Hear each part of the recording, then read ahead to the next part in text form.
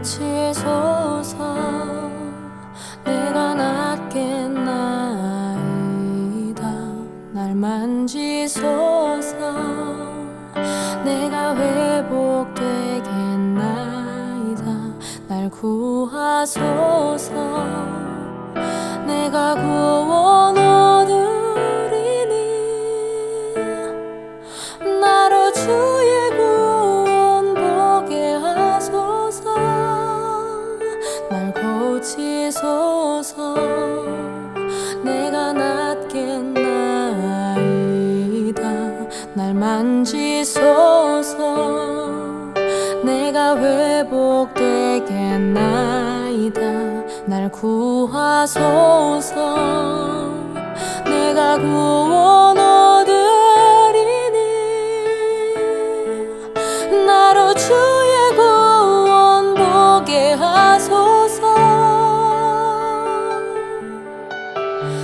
하나님의 영광의 빛 내게 비춰 내 안에 모든 어둠 물러가네. 이 세상 어떤 빛도 견딜 수 없는 주의 영광의 빛 비추소서. 나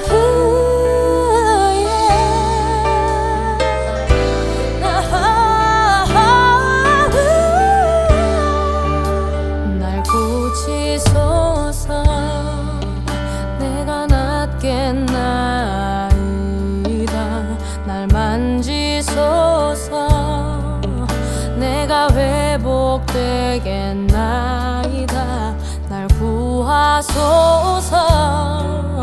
내가 구원 얻으리니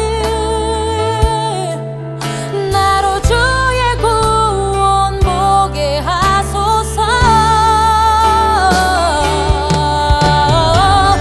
하나님의 영광의 빛 내게 비춰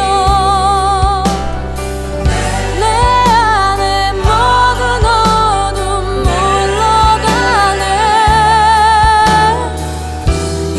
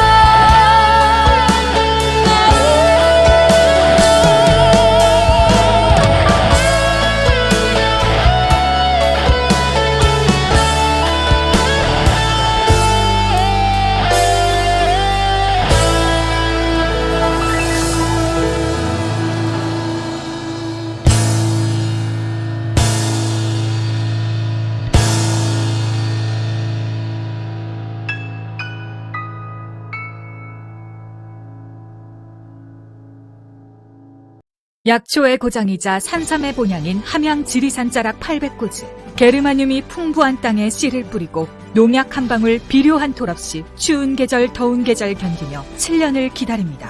산삼 순백 5,000개 이상의 구매 후기와 만점에 가까운 평점. 13년 외길 산양산삼 추출 기술로 햇섭보다 더 좋은 스마트 햇섭 시설에서 아무도 모방할 수 없을 만큼 압도적 품질로 만든 지리산 산양산삼 추출액 순 100%. 산삼 순백 마셔보시면 바로 압니다. 귀한 분께 잊지 못할 선물을 해보세요. 지난 10년간 매달 20만 원씩 꼬박꼬박 보험 넣은 김호구 씨. 40줄에 처음 병원 신세를 졌는데 과연 그 보장 금액은? 꼴랑 100만 원이요. 왜 이렇게 실망스러운 겁니까? 제가 뭘 잘못한 겁니까? 보험 손해보지 마세요. 최고의 전문가들이 본인에게 가장 적합한 보험으로 맞춤형 리모델링 해드립니다. 지금 바로 마이보험 체크하세요. 검색창에 마이보험 체크. 안녕하세요. 반갑습니다. 양희삼TV 카타콤 3프로 목사 양희삼입니다. 오늘은 한국 교회가 살 길, 월요일에 항상 우리 세 분 만나는 시간인데요. 오늘은 또 특별히 저희가 오랜만에 저희 채널에서는 오랜만에 박득훈 목사님을 모셨습니다. 먼저 우리 남기업 소장님이 저희가 지금 현재 녹화를 하고 있는데 시간을 그렇게 우리가 이야기했는데도 1시간 늦게 알고 계셔가지고 저희가 지금 남기업 소장님 없이 방 못 들어오게 회의 문을 잠가버리고 늦게 들어와도 못 들어온다. 네. 저 개인적으로는 좀 아쉽네요. 그런 게 네. 아쉽긴 해요. 네. 아마 들어올 겁니다. 방은 안 잠궜고요. 우리 고 차장님부터 인사해 주시죠. 안녕하세요. 우리 박 목사님 존경하는 고상환입니다. 저 왜 이러십니까, 여기서? 예, 아니. 박 목사님 저 20년 전부터 뵀는데 제일 아하. 존경하는 분 중에 한 분이에요. 아니 그래서. 잠깐만요. 똑바로 말을 하세요. 박 목사님 존경하는 고상환입니다. 이러면 박 목사님이에요, 박 목사님을이에요. 아이, 의리죠. 제가 갑이겠어요. 의리지. 아이, 갑은 박 목사님, 을은 제예요. 예, 아니 주어가 얼마나 중요한데 지금 박 목사님 존경하는 고상환이 박 목사님이 존경하는 고상환입니다가 될 수도 박 있어요. 목사님이 사랑하는 고상환은 될 수 있는데 존경하진 않으실 것 같아요. 네. 그렇게 겁이 없진 않겠지만. 네, 우리 윤 총장님. 네, 저는 최근까지 박 목사님과 아주 지근거리에 만난 적이 있는 유한철입니다.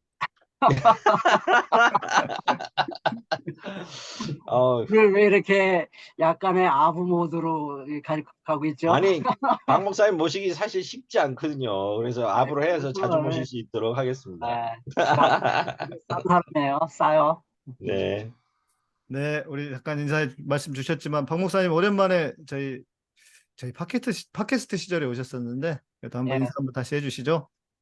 예, 오늘 이렇게 좋은 자리에 초대해 주셔서 감사합니다. 저는 박득훈 장로입니다. 아 맞아, 그거부터. 그래서 맞아요. 때문에 장로님이셔요. 제가 속한 교단에서는 목사직을 떠나면 이제 장로로 부릅니다. 제가 있는 마을에서는 그냥 할아버지로 통합니다. 박득훈 할아버지. 야, 이게 우리나라 정서로는 조금 안 맞는 것도 있는 것 같은 게, 한번 목사님이면 계속 목사님이지 어떻게 목사가 장로님이 되시지? 이런 게 분명히 있지 않습니까? 그러니까 장로로 안수받아서 목사로 임직을 해요. 아, 그래서 그 직에서 떠나면 그냥 장로직으로 돌아가는 거죠. 그러니까 가르치는 장로를 목사라고 부른다 이 말씀이죠. 그렇게 보시면 돼요. 예. 네. 그래서 그 누구죠? 그 돌아가신 그 영국의 김국경 목사님이 장로로 꽤 오래 불리셨죠. 예. 내가 근데 저는 뭐 요즘은 장로란 말도 그렇고 목사란 말도 그렇고 할아버지가 제일 편하고 좋아요. 네. 근데 이제 목사님들 중에는 목사에서 장로가 되면은 마치 이렇게 계급이 강등. 떨어진 것 같아가지고 강등된 것 같아서 기분 나빠하시는 분들 꽤 많을 것 같은데. 자존감이 높지 않으면 이게 되지 않을 일인데 제가 볼 때는. 근데 사실 제가 목사직을 감당하고 있을 때도 제 정체성이 목사였나 하는 것에 대해서 불분명해요. 그건 저하고 비슷하신 것 같습니다. 목사라고 하니까 내가 목사인가 그런 생각 많이 합니다. 그냥 네. 하나님 나라 백성이지. 그런 그 정체성이 더 강했어요. 저 개인적으로 솔직히 말하자면. 네. 맞아요. 박 목사님 현장에 많이 계셔서 음. 사실 목사라는 것보다는 뭐 현장에 있는 뭐 이렇게 운동가 이런 개념이 굉장히 강하신 분이죠. 네. 근데 보면 실은 그래야 진정한 어떤 그 목사로서의 포스가 나오는 것 같아. 자기를 목사다 하면 껍데기만 쓰려고 하는 거고, 내가 하나님 앞에서 하나님의 사람으로 살아가는 거지 하면 그게 목사가 됐든 뭐 그냥 성도가 됐든 뭐 중요하겠습니까? 또 우리는 특히 개신교는 그런 신학 아래서 생겨난 프로테스탄트인데 너무 목사 스스로를 막 성직자 의식을 강하게 갖는 것은 제가 볼 때는 오히려 좀 더 안 맞지 않나? 우리가 가지고 있는 신앙과 그런 생각을 하면서 저도 살아가고는 있는데요. 네. 여튼 참 우리 박 목사님 참 존경스럽습니다. 이 보통이 아닌데. 감사합니다. 네. 양 목사님이 그런 말도 쓸 줄 아시는군요. 뭘요? 존경스럽다는 말. 야, 역시. 저는 어우, 10년에 한 번 나올까 말까 하면 돼요. 그러니까 저도 처음 듣는 말 같아요. 우리들한테는 막 무시하고 우리를 종처럼 부리는 사람이, 야. 아니 제가 아이, 두 분한테는 참 존경한다 그러면 재밌어요. 네. 아주 재밌어요. 제가 두 분한테 존경한다 그러면 얼마나 닭살이에요. 네? 이상하잖아요 이게. 아, 근데 당연히 우리 선배님이시고 어른께는 당연히 그렇게 말 안 하더라도 그런 마음이 있는 거죠. 그리고 뭐 또 말 꼭 다 해야 됩니까? 제가 우리 윤 청장님이나 우리 고 차장님은 제가 평소에 이분들 보통 분이 아니다 제가 존경이란 말을 붙이기는 아직은 너무 아이, 젊은 존경을 한다고 해봐요. 좀 그걸 못 해가지고. 싫어. 에이. 자, 우리끼리 싸우지 말고 손님 모셔놓고서. 네. 예. 그러게. 자, 그래서 오늘 주제는 한국 교회와 만몬 숭배. 이 참 할 말이 너무 많은데 음, 우리 목사님께서 쓰신 책 돈에서 해방된 교회. 예. 돈에서 해방된 교회. 10년 정도 지났다고 알고 있는데 이 돈에서 해방이 됐을까? 2014년에 나왔어요. 2014년. 네, 9년 됐네요. 네. 돈에서 해방이 안 되고 오히려 더 구속된 교회가 아닌가 싶은데. 예, 뭐 주류 교회는 제 생각에 더 예속되어 가고 있는 것 같고요. 또 반면에 남은 자들의 교회, 깨어있는 자들의 교회는 더 멋지고 아름답게, 더 깊게 돈으로부터 해방된 모습을 보이려고 애쓰는 모습을 저는 봅니다. 그게 이 저는 책에 더 대한 귀하게 여겨집니다. 책의 에피소드가 뭐냐면 저희가 이거 박 목사님이 이제 2014년도에 이걸 펴셨는데 이후에 빨리 공부해서 다음 책을 낸다고 했는데 여태 안 나왔어요. 이게 20년에 한 번씩 나오는 책이에요. 그러니까 아마 2034년쯤 나올 것 같아요. 다음 타가. 그래서 예, 한 내년쯤엔 나왔으면 하는 희망을 갖고 있습니다. 내년쯤은 기다리고 딱 있습니다. 10년입니다. 기다리고. 예. 근데 목사님 아까 하신 말씀은 이 책을 읽어야 될 교회와 목사들은 안 읽고 안 읽어도 착할 것 같은 분들은 더 심하게 이제 압박을 받고 있다. 그런 의미로 이렇게 그래요. 근데 뭐 그거는 어느 시대나 마찬가지 아닐까요 싶어요. 예, 예레미야 시대도 그랬고, 그 예수님 당시도 그랬고, 늘 그렇죠. 뭐 그게 어떻게 보면 하나님을 신실하게 사랑하는 사람들의 이게 기독교적 언어로 좋은 표현은 아니지만 운명이죠. 뭐 운명이고 몫이고 본분이고 그런 것 같아요. 근데 그 뜻을 제대로 알면 때로 슬프고 외롭고 아프지만 또 때로는 그에 못지않는 그 하늘의 위로와 행복이 또 있으니까 그 길을 기꺼이 가는 거죠. 제가 이제 목사님하고 저야 역할이 아주 한 자락밖에 안 되지만 교회개혁 운동 이런 걸 이제 하면서 느끼는 이 이상한 시의성이 뭐냐면요. 우리가 교회 세습이 심각하다 이렇게 느꼈단 말이에요. 근데 그래서 느끼고 말하기 시작한 그 순간부터 교회 세습이 폭발을 하기 시작했어요. 그러면 우리가 늦게 센싱을 한 겁니까? 아니면은 우리가 말하니까 이게 룰이 되기 전에 빨리 세습을 하자 이렇게 악을 더 빨리 그 가속 페달을 밟은 겁니까? 목사님 생각은 어떠세요? 저는 그 스프링이 생각나요. 아마 처음 세습 반대 운동할 때가 2002년, 3년인데 그때 세습의 그 스프링을 반대 운동이 꽉 눌러버린 거죠. 그래서 내 생각에 최소한도 5, 6년은 조용했어요. 그리고 네. 누구도 세습하겠다고 나서지 않았고 조용히 지내다가 눈치를 본 거죠. 그러면서 이제 눌렸던 스프링이 어느 순간에 팡 다시 튄 거 아닐까 네. 그런 생각이 들어요. 그러니까 광림교회 김선도 목사만 좀 불쌍한 거예요. 사실 그때 욕을 뒤지게 혼자 다 먹고서는. 예, 원래 개척자가 쉬운 게 아닙니다. 예. 음. 근데 하여튼 모든 개혁 운동의 한계가 거기서 또 있기도 해요. 그러니까 늘 깨어 있을 수밖에 없죠. 그러니까 처음에는 정말 하나님의 은총으로 또 카리스마로 이렇게 아주 뜨겁게 진행되다가 세월이 지나면 이게 하나의 조직 단체 운동이 되게 되거든요. 그러니까 그게 어쩔 수 없는 인간의 한계예요. 그러니까 그냥 하나님의 예언자를 계속 새롭게 보내시는 이유도 그런 한계를 뛰어넘는 하나의 방식이 아닐까 싶어요. 저는 또 이렇게 가다 보면 더 하나님께서 사용하시는 예언자적 목소리를 내는 사람들이 또 나타날 거라고 저는 생각합니다. 새로운 인물들이. 그러니까 이제 이 운동의 한계도 느끼고 어떻게 하면 요 시차를 잡을 수 있을까 생각을 해보는데 예컨대 자 우리가 세습이라는 행위가 아주 명백하게 이루어졌을 때 일어나는 게 아니라 그 준비 과정 세습할 만큼 교회를 돈덩어리 자본덩어리로 변전시킬 때 센싱을 하고 운동을 할 수는 없을까 그런 생각은 좀 하긴 했는데요. 그러면 또 사람들이 별로 안 따르겠죠? 그러게요. 네. 그러니까 사람들이 이제 잘 파악하지 못하는 게 뭐냐면 만몬숭배와 그 세습의 연결고리가 잘 연결이 안 돼요. 네. 그렇죠. 예, 그러니까 맞아요. 세습이 딱 됐을 때는 이미 오랫동안 만몬숭배를 교회가 해왔다는 거거든요. 그것이 표면적으로 드러나는 게 이제 세습이에요. 그러니까 말하자면 일종의 증상이죠. 세습은 증상이고 그 원인은 이제 질병은 만몬숭배죠. 그러니까 그 증상이 나타나기 전에 원인만 막 계속 공격한다고 해서 사람들이 원인만 막 공격하면 또 잘 못 알아들어요. 무슨 말인지. 네. 근데 세습 같은 사건이 팍 폭발하면서 이게 뿌리를 따지고 들어가면 만몬숭배요라고 하면 그때 사람들이 조금 귀담아 들을까?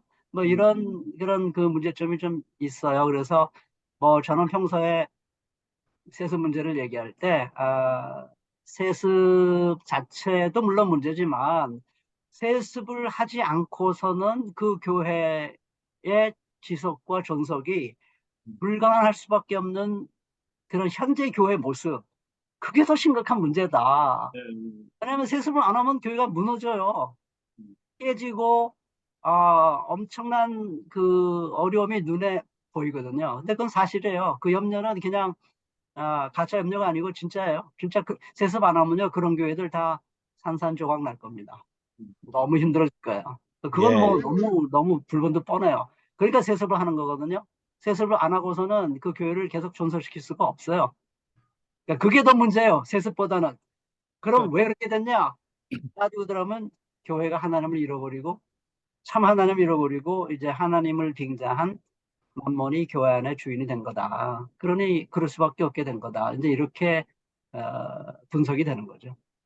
이제 그 그렇게 훅 치고 이제 윤 청장님 막 나가가지고 지금 진도를 확 빼버리셨어요. 그래서 일단 그러게 조금 이제 시청자들이 도움이 좀 필요할 텐데 예. 제가 이제 박 목사님 양력이나 계속 봐온 거면은 이제 더럼에서 경제사회윤리 공부하시고 한국에 이제 오시고 이러는 과정에서 특별하게 그 자본주의에 대한 문제 또 예. 그러면서 사회주의의 문제 이렇게 얘기하면서 이제 시청자들은 왜 자본주의라는 것 그리고 또 그걸 넘어서 신자유주의가 우리에게 미치는 영향 이런 거를 좀 얘기를 해주셨으면 좋겠는데 이게 21세기에 들어와선 자본주의가 극대화돼서 지금 더 심각하게 지금 다가오고 있거든요. 그렇죠. 이런 흐름에 대해서 간단하게 좀 설명을 해주시고 진행하면 좋을 것 같아요. 그러니까 자본주의에 대해서 비판하기가 참 어려운 이유가 있어요. 그 뭐냐면 우리가 자본주의 사회 속에 살고 있다는 의식이 없거든요. 그러니까 그만큼 자본주의라는 건 우리 삶의 하나의 자연스러운 일부가 돼버린 거예요.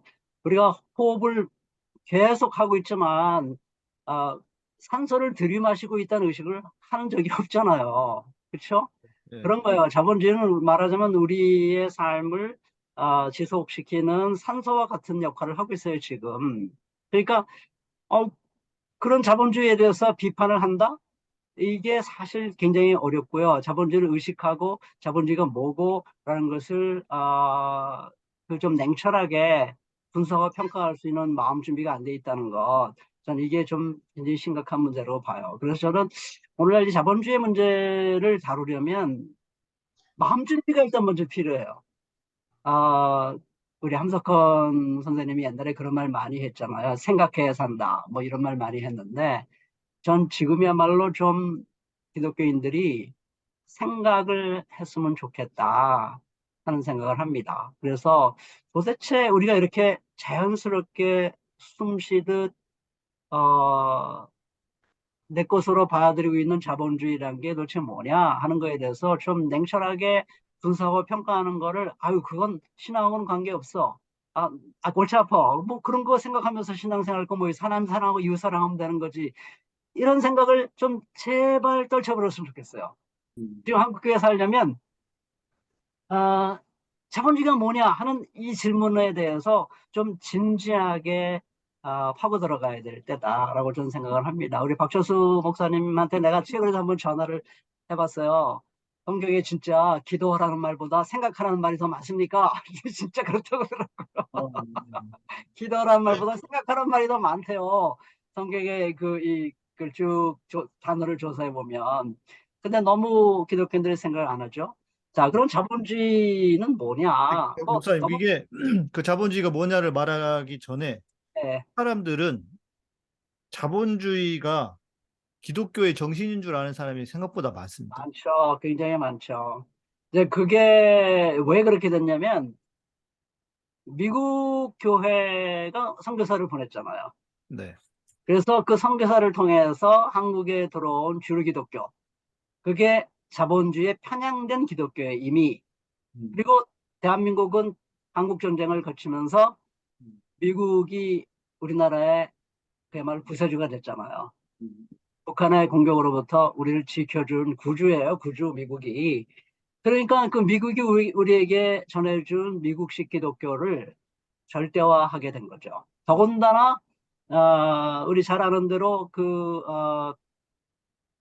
우리 한경재 목사님과 영락교회가 월남 기독교인들을 대표하잖아요. 근데 그분들이 반공 그 세력에 엄청난 핍박을 받고 온 사람들이란 말이죠. 근데 모든 사람들이 다 핍박을 받은 게 아니고 그 당시에 기독교가 지주그룹을 비롯해서 기득권 세력 있잖아요. 그들이 핍박을 받았고 무산계급은 기독교인들 중에서도 무산계급은 환영했죠. 공산주의를. 이제 그런 역사적 배경이 있어요. 그래서 그런 역사적 배경 때문에 기독교는 원래 신자본주의고 자본주의 정신은 개신교 윤리랑 아주 잘 조화되는 것이고 또 막스 베버의 이론을 잘못 이해해가지고 막스 베버가 그러는데 자본주의 정신은 개신교 윤리에서 나온 거래라고 외우기 시작했어요. 이제 그런 그 흐름 속에서 대한민국 교회가 기독교는 당연히 신자본주의적인 것이고 자본주의 정신과 개신교 윤리는 서로 잘 맞는 것이다 라는 착각 속에 빠지게 된 것이고 기독교 주류 세력이 그거를 이제 고착화시키고 절대화시켜 온 거죠 지금까지. 그런 맥락이 있어요. 목사님, 제가 이제 그런 교회에서, 목사님도 마찬가지겠지만, 그런 교회 환경에서, 길러지고, 신앙을 형성한 사람 중에 하나인데, 네, 제가 성경에 대해서 매력을 느낀 이유 중에 아주 중요한 것은, 그렇게 음, 잘못 가르쳐도 그 자기를 가르친 선생이나 부모의 문제를 인지할 만큼 그런 지각을 일깨워주는 책이 저는 성경이라고 보거든요. 그렇죠, 맞습니다. 예, 그렇지 않다면 제가 뭐 경전으로 숭배할 것까지는 없는 거죠. 예, 예. 그래서 저는 언제까지나 한국 교회가 그 가르쳐 준 선생의 한계를 탓하고 있어야 되느냐.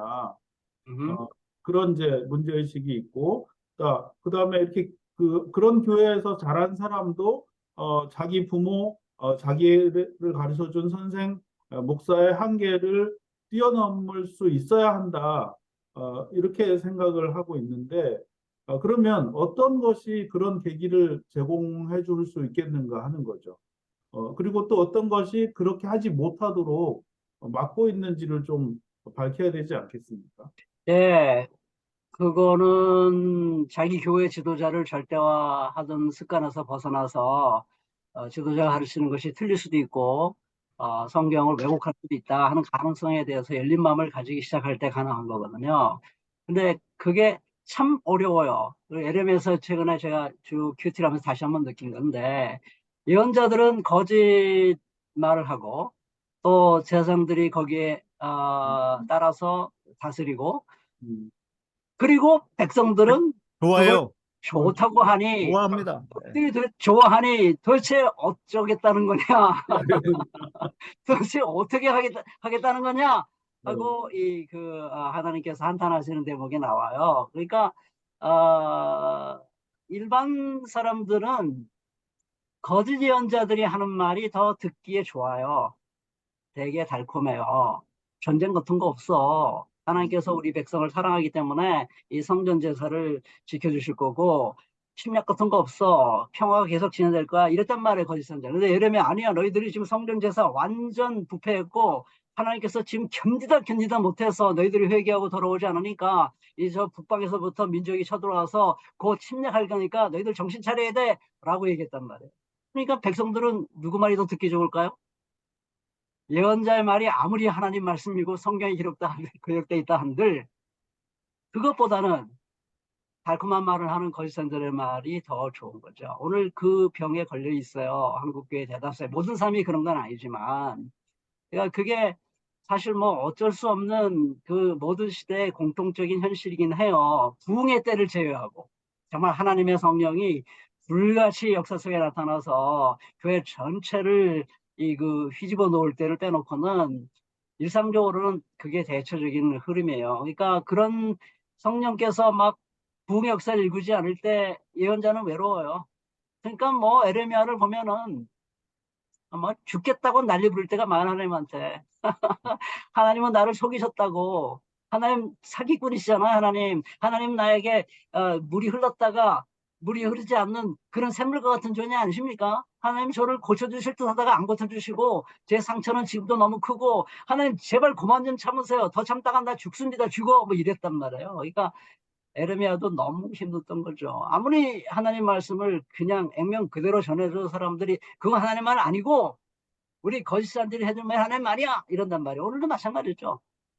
성경은 그런 뜻이 아닙니다 라고 말하면 듣기 힘들어요. 부담스러워요. 그러면 아니야. 저 주의 종이 얘기하는 달콤한 말이 하나님 말씀이야. 당신은 성경을 뒤틀었어 라고 얘기하죠. 그러니까 이게 어려운 일이에요. 그러니까 결국 예언자는 어느 시대든지 자기가 죽어야 돼요. 죽어야 살아요. 뭐 방법이 없어요. 그거 외에는.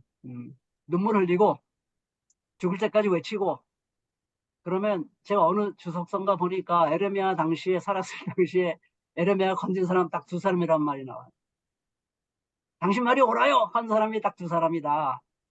제가 확인 작업은 하지 않았는데 그 말이 굉장히 마음에 닿았어요. 근데 지금 그런 현실에 비해 보면 한국은 훨씬 좋아요. 여기 있는 분만도 벌써 3분이잖아요. 네. 남경 박사님 오면 4분. 그 남경은 할렐루야. 탈레반이기 때문에 아주 근본주의자고요. 거기는 아예 뭐 그렇게 사는 사람이고 제가 구약 이렇게 보다가 요즘 책을 보니까 그 이스라엘 백성들이 종교로는 하나님을 섬긴 거죠. 그러니까 그렇죠. 예. 하나님의 나라를 섬겼지만 실생활에 들어가면 자본주의 같은 바알을 섬긴 거잖아요. 그렇죠. 그게 예. 그때는 그런 거. 그러니까 이게 두 가지가 동떨어져 있는 거죠. 그러니까 하나님을 믿어. 그런데 막상 농사 짓고 이러니까 비도 필요하고 그다음에 뭐 이것도 필요해. 그러니까 바알도 해줘야 돼. 이런 게 이게 사실 요 비교 자본주의하고 조금 비교가 될 수 있을 것 같아요. 근데 그렇게 생각하면 그건 양반이에요. 음. 하나님을 믿는데 만번도 좀 필요하니까 만번도 좀 믿어야지. 그렇게 생각하는 사람은 양반입니다. 그런 사람은 깨우칠 수 있어요. 양심이라도 음. 있지. 깨우칠 수 있어요. 그런 사람은. 근데 그렇게 생각하지 않아요. 만mon을 하나님이라고 확신하는 거예요. 확신범이야, 확신범. 음. 그러니까 이스라엘 백성들이 그 애굽에서 탈출한 다음에 해방된 다음에 금송아지를 만들어 놓고 이 금송아지가 우리를 애굽의 종살이에서 건져내 주신 신이다, 야훼 하나님이다라고 일치시키거든요. 그렇죠, 맞습니다. 그럼 너무 기분이 좋아가지고 그냥 막 그 다음날 막 잔치를 벌이고 제사를 지내고 난리가 나잖아요. 어려워요. 근데 이제 그렇게 그게 어려운 거죠.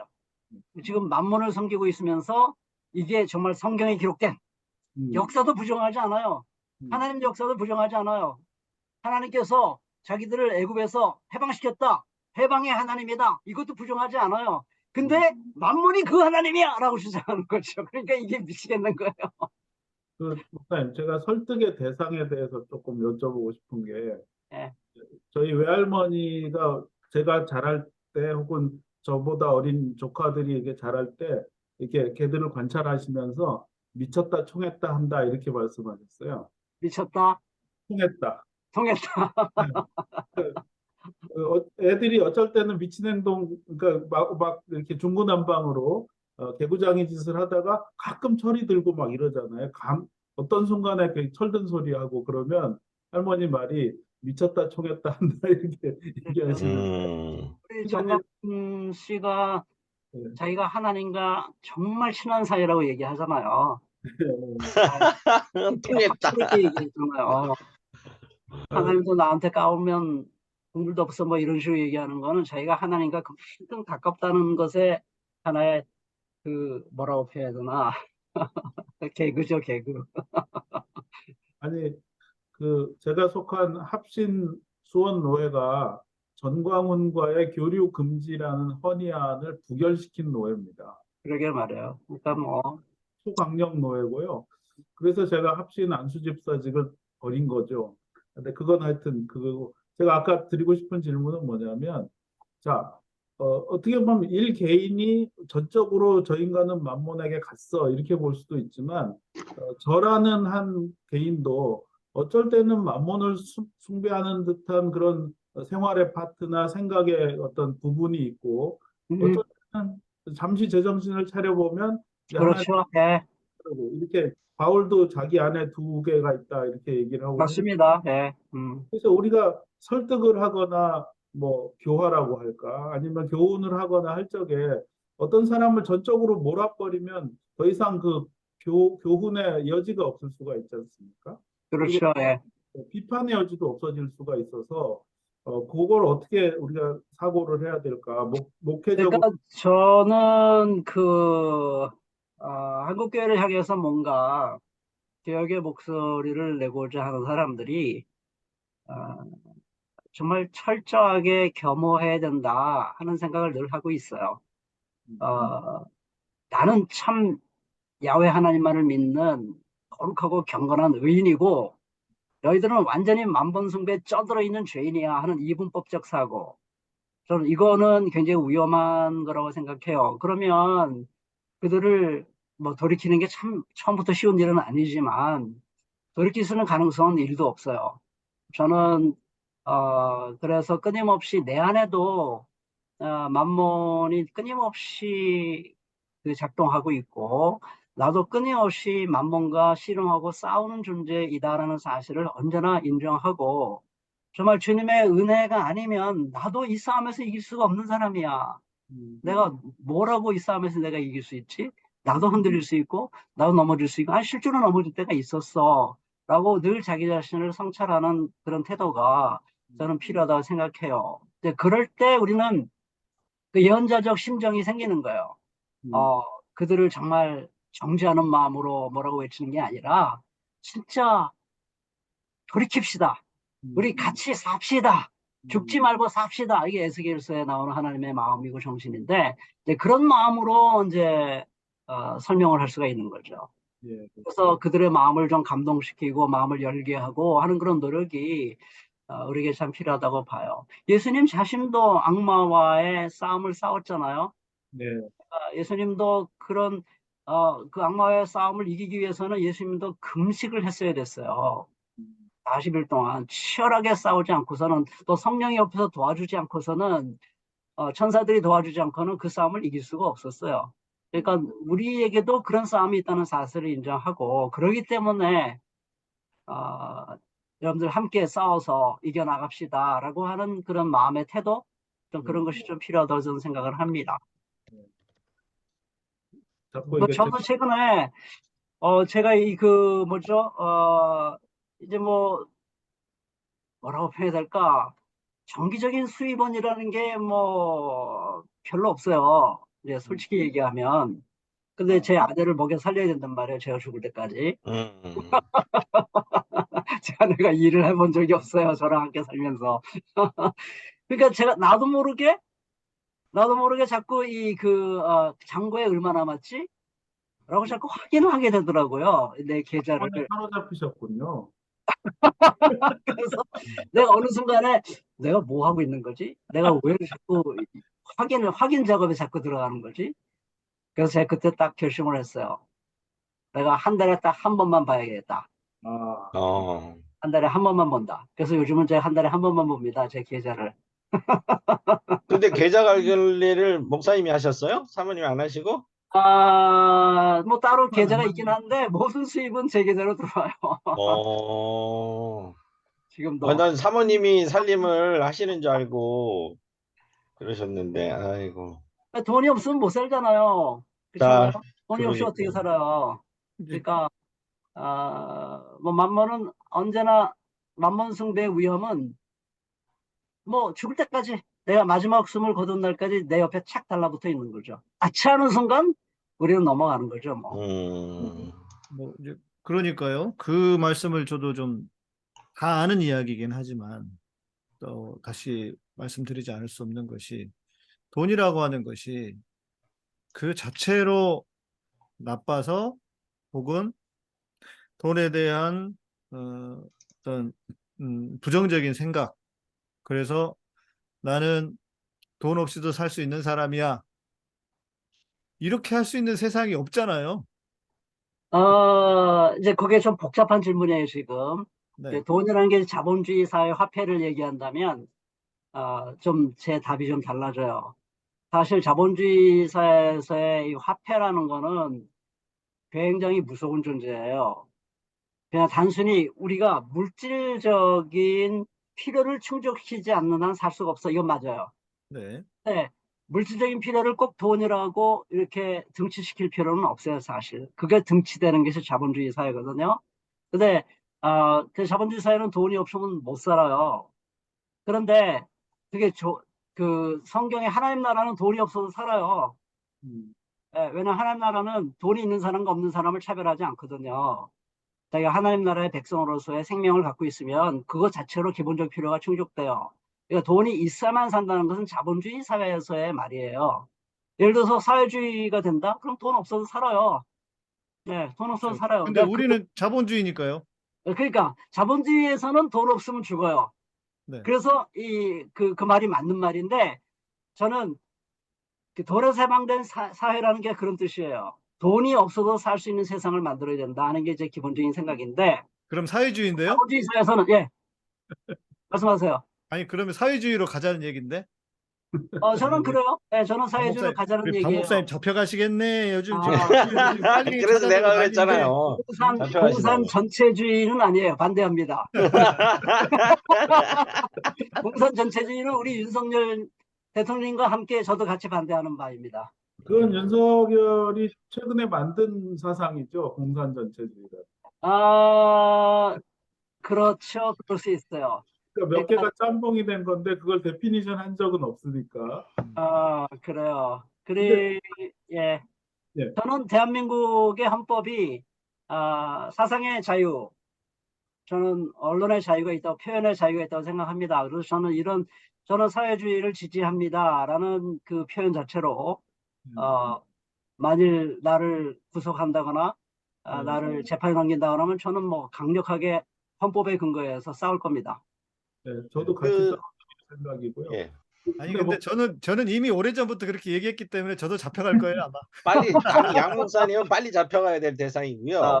뭐 좀 호되게 그러니까 혼을 제가 나야 돼요. 사회주의라고 말할 때, 공산주의라고 말할 때 그걸 오해하지 말아야 될 것은 현실 소련, 아니, 과거 소련, 현 러시아, 과거 중공, 현 중국, 현재 북한을 지지하거나 옹호하거나 미워하거나 우상화하는 거 아니에요. 그건 전혀 다른 얘기예요. 네. 예, 전혀 다른 얘기고, 저는 사회주의가 갖고 있는 가치, 그리고 사회주의가 지향하는 어떤 목표, 그거에 대해서 저는 지지한다는 거고, 자본주의보다 훨씬 우월하다라고 저는 생각하는 거죠. 네. 근데 그 그걸로 제가 우리가 어떤 세상을 만들어 갈 거냐? 그것은 북한 되자, 소련 되자 이런 얘기가 아닌 거거든요. 오히려 그걸 뛰어넘어서 정말 더 멋지고 아름답고 새로운 세상을 만들자는 얘기지. 지금의 그런 국가들을 지지하고 옹호하고 그런 국가들로 우리나라를 대체해야 돼. 그런 얘기하는 게 아니거든요. 그거를 지시키는 것은 정말 아주 사악한 짓이에요. 제가 칼- 탈북 학생들이나 이제 탈북민들을 좀 이해시킬 때 그런 질문을 하거든요. 당신들은 사회주의 공산주의가 좋으냐, 자본주의가 좋으냐 이런 식으로. 예. 근데 그렇게 해서 이분법이 아니라는 걸 설명하는 방법으로 당신들이 가지고 있는 의료보험은 사회주의다. 그리고 자기 가진 그 화폐만큼 교환하는 것은 자본주의다. 전 세계 어디에도 자본주의 일변도이거나 사회주의 일변도인 사회는 이미 없다. 이렇게 이야기하면서 그것을 어느 정도 비율로 어느 대목은 사회주의적으로 어느 대목은 자본주의적으로 구성을 하느냐의 문제만 남는다. 이렇게 이제 설명을 그냥 좀 거칠게. 그리고 역사적으로 존재했던 사회주의 국가에도 다 시장이 있었어요. 그럼요. 예. 그게 완벽한 공산주의에 올라가면 이제 시장이 없어지는데, 그러나 그 과도적인 단계에서는 다 시장을 필요로 해요. 지금도 북한에도 시장이 있는 거 다 그래서 있는 거거든요.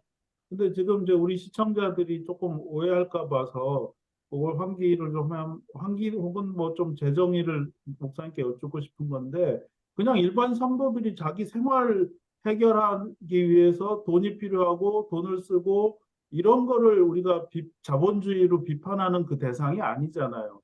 그렇죠. 예, 저는 그래서 사실 자본주의 사회 안에서의 기독교인들의 존재가 굉장히 힘든 존재예요. 그 자체로. 그 자체로 굉장히 힘들어요. 왜냐하면 하나님 나라의 이상을 추구해야 되고 자본주의 현실 속에 발을 딛고 살아야 되고, 이게 이중적인 존재로 살아가는 고통이 기독교인들에게 있어요. 그래서 저는 사실 제가 새만교회 목회할 때, 여러분 타협하고 사세요. 마치 마틴 루터가 담대하라, 죄를 지어라, 그렇게 얘기하거든요. 죄를 안 짓고는 살 수가 없어요. 이 세상에 살아가면서. 대신에 그 끊임없이 노력하라는 거죠. 주님의 은혜 가운데 살도록 노력하고 그 주님의 은혜의 힘을 빌려서 죄와 싸워라. 이런 뜻으로 얘기한 거예요. 그러니까 저는 자본주의 사회 속에서도 그럴 수밖에 없어요. 타협하지 않고 어떻게 자본주의 사회를 살아갑니까? 그러니까 타협을 용감하게 해야 돼요. 타협을 용감하게 해야 되고, 대신에 그게 타협이라는 사실을 잊지 말아야 돼요. 그 자체를. 그래서 저는 자본주의 사회에 산다는 것은 은혜로 사는 것이라고 주장하는 거죠. 끊임없이. 은혜 없이는 기독교인들이 자본주의 사회에서 하루도 행복하게 살 수가 없어요. 왜냐하면 내 삶 자체가 쇳덩어리예요. 자본주의 사회에서 먹고 사는 한 자본주의 그 체제 안에서 내 혜택을 받고 살아가는 거거든요. 저도 마찬가지죠. 자본주의 사회에서 축적된 그것들을 제가 먹고 살아요. 제가 돈 수입이 있는 것도 다 자본주의 사회에서 생성된 수입이에요. 제가 그걸로 먹고 살아요. 그러니까 저도 자본주의와 타협하고 살아가는 거죠. 그러니까 이 제가 그 얘기를 이제 하고 싶었던 게 뭐냐면, 제가 이제 그 칼막스 자본론을 강독을 조금 해보고 뭐 이러니까 저는 사실 은혜 받았거든요. 왜냐하면 이게 성경하고 위험하신 똑같은 분이네. 얘기다. 지금 세상 위험한 분. 이 어. 양반도 잡혀가게 생겼네. 아니 저는 뭐 몇 년 전에 우리 박 목사님하고도 그런 얘기했지만 그걸 읽는 순간에 이건 성경적인 게 너무 많다. 지금 자본주의보다 훨씬 더 그런 네. 생각을 많이 했는데 이제 딜레마가 박 목사님 얘기하신 그거예요. 현실은 자본주의 속에 사는데 이거를 사실 우리 욕망이라는 게 자꾸 예. 결부가 되잖아요. 나도 먹고 그렇죠. 살아야 예, 되고 예. 좀 더 잘 살고 이런데 그렇죠. 이상적인 사회주의나 공산주의를 사회적으로 좀 구조적으로 추구하고 싶은 이런 게 막 충돌이 막 되는 것 같아요. 그렇죠. 예, 예. 예. 그래서 굉장히 아까 말씀하셨듯이 곤고하기도 하고 현실감에서 좀 이렇게 살면 안 돼야 된다라는 자괴심도 많이 갖게 되고 이러는데요. 그런데 이러다 보니까 이제 기독교인들이 이제 그걸 좀 알으면 그나마 아는데 모르는 분들이 대부분이라서 사회주의, 공산주의에 대한 알레르기가 막 있고 이러다 그렇죠. 보니 예, 맞습니다. 예. 그러니까 이거 어떻게 극복해야 돼요, 목사님? 사회주의, 공산주의라는 표현과 그 사상, 거기 추구하는 바, 그 목표, 그거와 현실 사회주의 국가의 역사는 좀 구별해서 보자 하는 게 제 기본적인 일단 제안이에요. 그걸 너무 섞어버리면 도저히 사회주의와 공산주의에 대해서 배울 마음이 안 생겨요. 예를 들어서 이렇게 생각합시다. 우리 기독교를 중세교회로 일치시켜봐요. 그 타락하고 부패한 중세교와 기독교를 일치시켜보자고요. 그러면 기독교에 대해서 배우고 싶은 마음이 생길까요? 안 생기죠. 하는 사람도 없어요. 그럼요. 저도 교회 안 나갈 거예요. 기독교 열심히 배우려고 하죠. 중세교회와 기독교를 분리시키기 때문에 배우려고 하는 거예요. 그걸 분리시키고 원래 예수님이 무슨 얘기를 하셨지? 원래 예수님이 의대했던 교회의 모습은 뭐지? 원래 예수님이 이 세상에 이루고자 했던 세상의 모습은 뭐지? 이거를 탐구해 나가는 것이 참된 신앙이고 신학 아니겠어요? 저는 똑같은 이야기를 사회주의, 공산주의에 대해서도 얘기하고 싶어요. 뭐 현실 사회주의 국가, 공산주의 국가 얼마나 많은 문제가 있겠어요. 근데 그것도 냉정하게 봐야 돼요. 냉정하게 보면 역사적으로 자본주의 제국주의 국가들이 범한 죄와 사회주의 공산주의 국가 범한 죄가 막상막하예요. 저는 어느 것이 더 크다 이렇게 제가 역사학자 아니기 때문에 정확하게 표현할 수는 없겠지만 정말 그걸 너무 그렇게 한쪽은 막 대단한 그 국가고 한쪽은 완전히 악마의 국가 이거 악마화하는 건 옳지 않습니다. 옳지 않고 일단 그렇다고 해서 사회주의 국가에 문제가 없었다? 그런 얘기 아니죠. 문제가 많았죠. 문제가 많았고 실패도 많았고 과오도 있었고 왜 없었겠어요. 아니 교회도 그렇게 부패하고 타락하는데 아니 세상 이념이 부패하고 타락하지 않을 수 있겠어요? 그렇지만 중세교회와 기독교를 분리시킴으로 해서 기독교를 찾아가는 것처럼 그리고 현실 사회주의 그게 현실국가 공산 전체주의로 표현하는 거에 대해서 저는 크게 근데 전체주의를 이제 어떻게 해석하냐가 또 내재적 비판과 외부적 비판이 좀 다를 수는 있어요. 이제 그걸 얘기 들어가면 복잡해지는데 어쨌든 전체주의 요소가 있었던 건 분명해요. 북한으로 말하면 일종의 하나의 주체 사상은 신앙이니까 그건 신앙이에요. 분명히 신앙이에요. 그거는. 그러니까 그걸 그걸 좀 분리시켜 보자는 거예요. 저는 분리시켜서 원래 칼 마르크스와 프리드리히 엥겔스가 그리고 레닌이 원래 주장했던 원래 삼고자 했던 그런 목표나 또 가치나 자본주의에 대한 이해와 분석이 뭐였느냐 하는 것을 연구해 볼 필요가 있다는 거죠. 그래야 오늘의 이 자본주의를 명확하게 비판할 수 있고 새로운 세상을 만들어갈 수 있다는 게 제 기본적인 생각입니다. 이걸 좀 정리를 해야 될 것 같아요. 엥겔스의 분석이 100% 옳다. 그걸 또 절대화하지 않습니다. 그러나 배울 게 너무 많다. 저는 이제 그렇게 생각하는 것이죠. 그러니까 좀 이걸 정리해야 될 것 같은 게 우리 대부분의 사람들의 머릿속에 자본주의는 곧 민주주의고 사회주의는 반민주주의 세력이고 네, 반민주와 빨갱이들이다. 공산당이다. 예. 이런 개념을 자기들도 모르게 가지고 있는 것 같거든요. 예. 이게 섞여 있는 거죠. 민주주의의 반대는 그리고 자본주의는 경제 시스템으로서의 이야기고 민주주의는 정치 시스템으로서의 구조인데 이거를 섞어가지고 생각을 하면서 민주주의, 자본주의가 곧 민주주의다. 이렇게 생각을 하는 거죠. 그러니까 그렇죠. 민주주의의 반대는 말씀하신 전체주의 독재잖아요. 예, 그리고 자본주의가 그러면 이렇게 물어야 되는 거죠. 과연 성경은 자본주의를 지지하고 있는가? 자본주의가 과연 성경적인가? 소위 말하는 사회주의가 혹시 더 성경적인 건 아닌가? 그런데 그 대목들은 성경에 너무 많이 나와 있잖아요. 그렇죠. 예. 과부와 나그네를 대접하라. 그리고 바울도 너희의 유유한 것을 뭐 더 주어서 평균하게 하려 함이라. 이거는 어찌 보면 완전한 사회주의를 표방하고 있는 말씀이지 않습니까? 그렇죠. 물론 예. 성경이 훨씬 더 앞섰지만 사회주의는 훨씬 예. 후대지만 예. 그러니까 이런 생각 자체를 할 수 없는 크리스찬의 현실. 이걸 몰라 이거를. 그러니까 마치 그렇죠. 막 사회주의 얘기하면 진짜 다 지금 여러 답변을 주제가 빨리. 나왔는데요. 일단 먼저 제가 얘기하고 싶은 건 뭐냐면 민주주의에 대한 이해. 그걸 네. 좀 정확히 하고 싶어요. 그러니까 소위 자유민주주의란 말을 붙이고 싶어 하잖아요. 요즘에 민주주의 앞에 자유민주주의는 뭐냐면 자유시장 경제가 곧 민주주의와 하나다 하는 네. 말을 하고 싶은 거거든요. 그것도 그렇지만 자유시장 지멋대로 살고 경제를, 싶은 자유를 찾는 것 같아요. 자유시장 윤석열이. 경제를 지지하는 사람만이 진정한 의미에서 민주주의자다. 자유시장 경제를 부정하면 민주주의가 아니다. 이 얘기를 하고 싶은 거거든요. 근데 네. 그게 얼마나 그 잘못된 그 해석인지 몰라요. 후져요, 후져. 너무 후져요. 자유시장 경제를 지지하는 민주주의는 말하자면 부르주아 민주주의예요.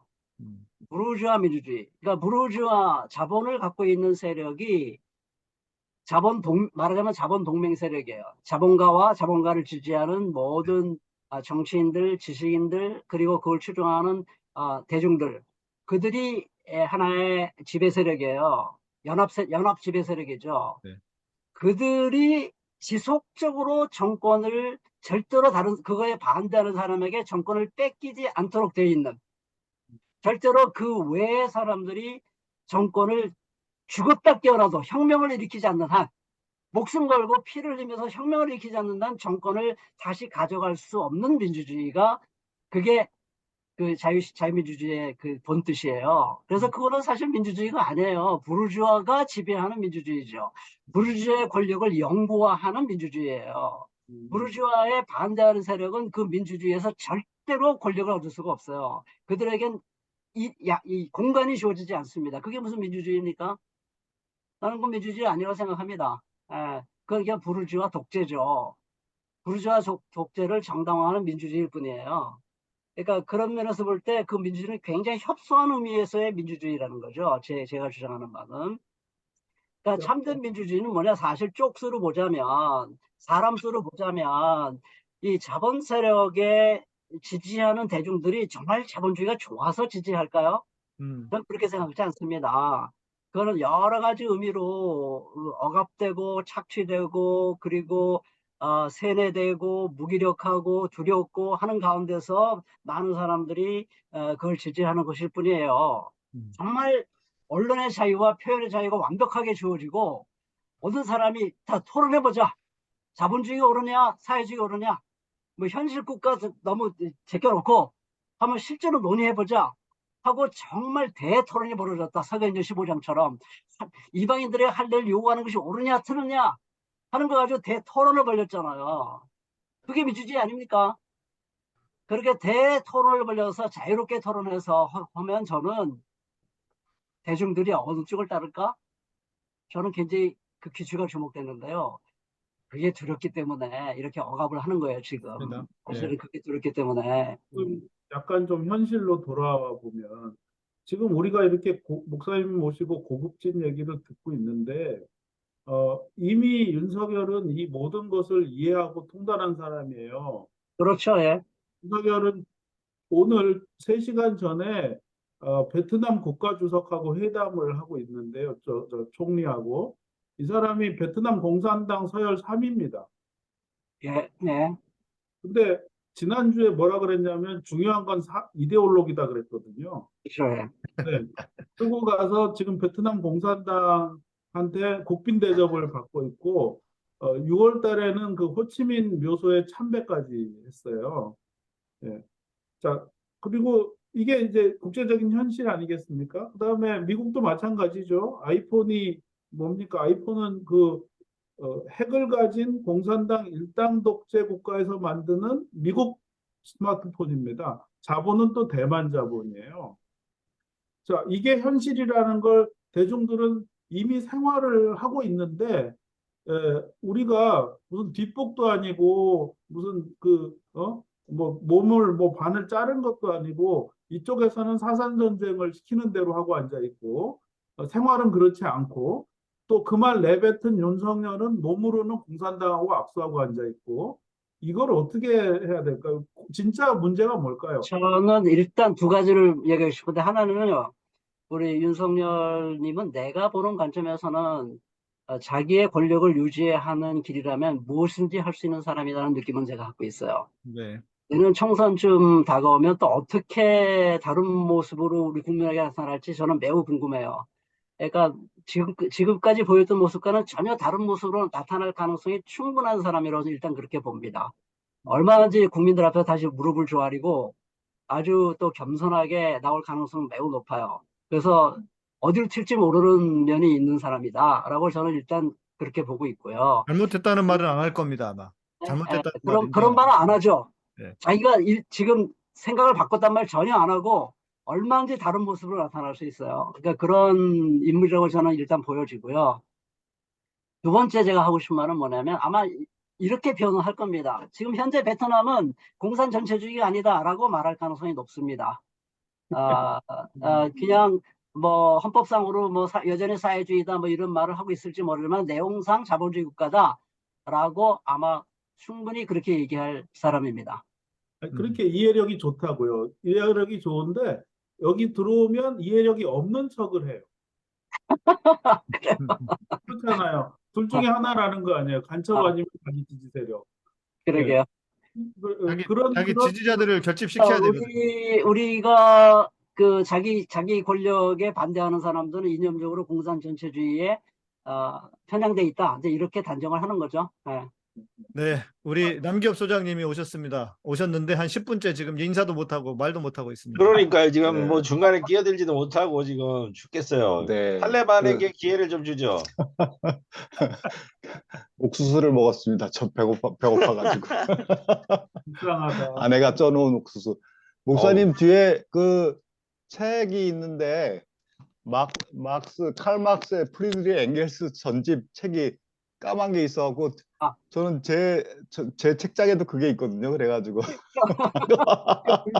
그걸로 아부하는구나 이분 남소장님은 또. 반가웠습니다. 요게 전집이고 요게 예. 전집이고 요게 자본론이에요. 저기 오른쪽 위에. 저기, 오른쪽 위에. 까만 게 막스 엥겔 전집. 요게 네네네. 자본론. 다 불온 소득을 소유하고 계시고 좀 있으면 다 잡혀가시겠네. 아니 이런 거로 잡혀가지 않아요. 대한민국에서는.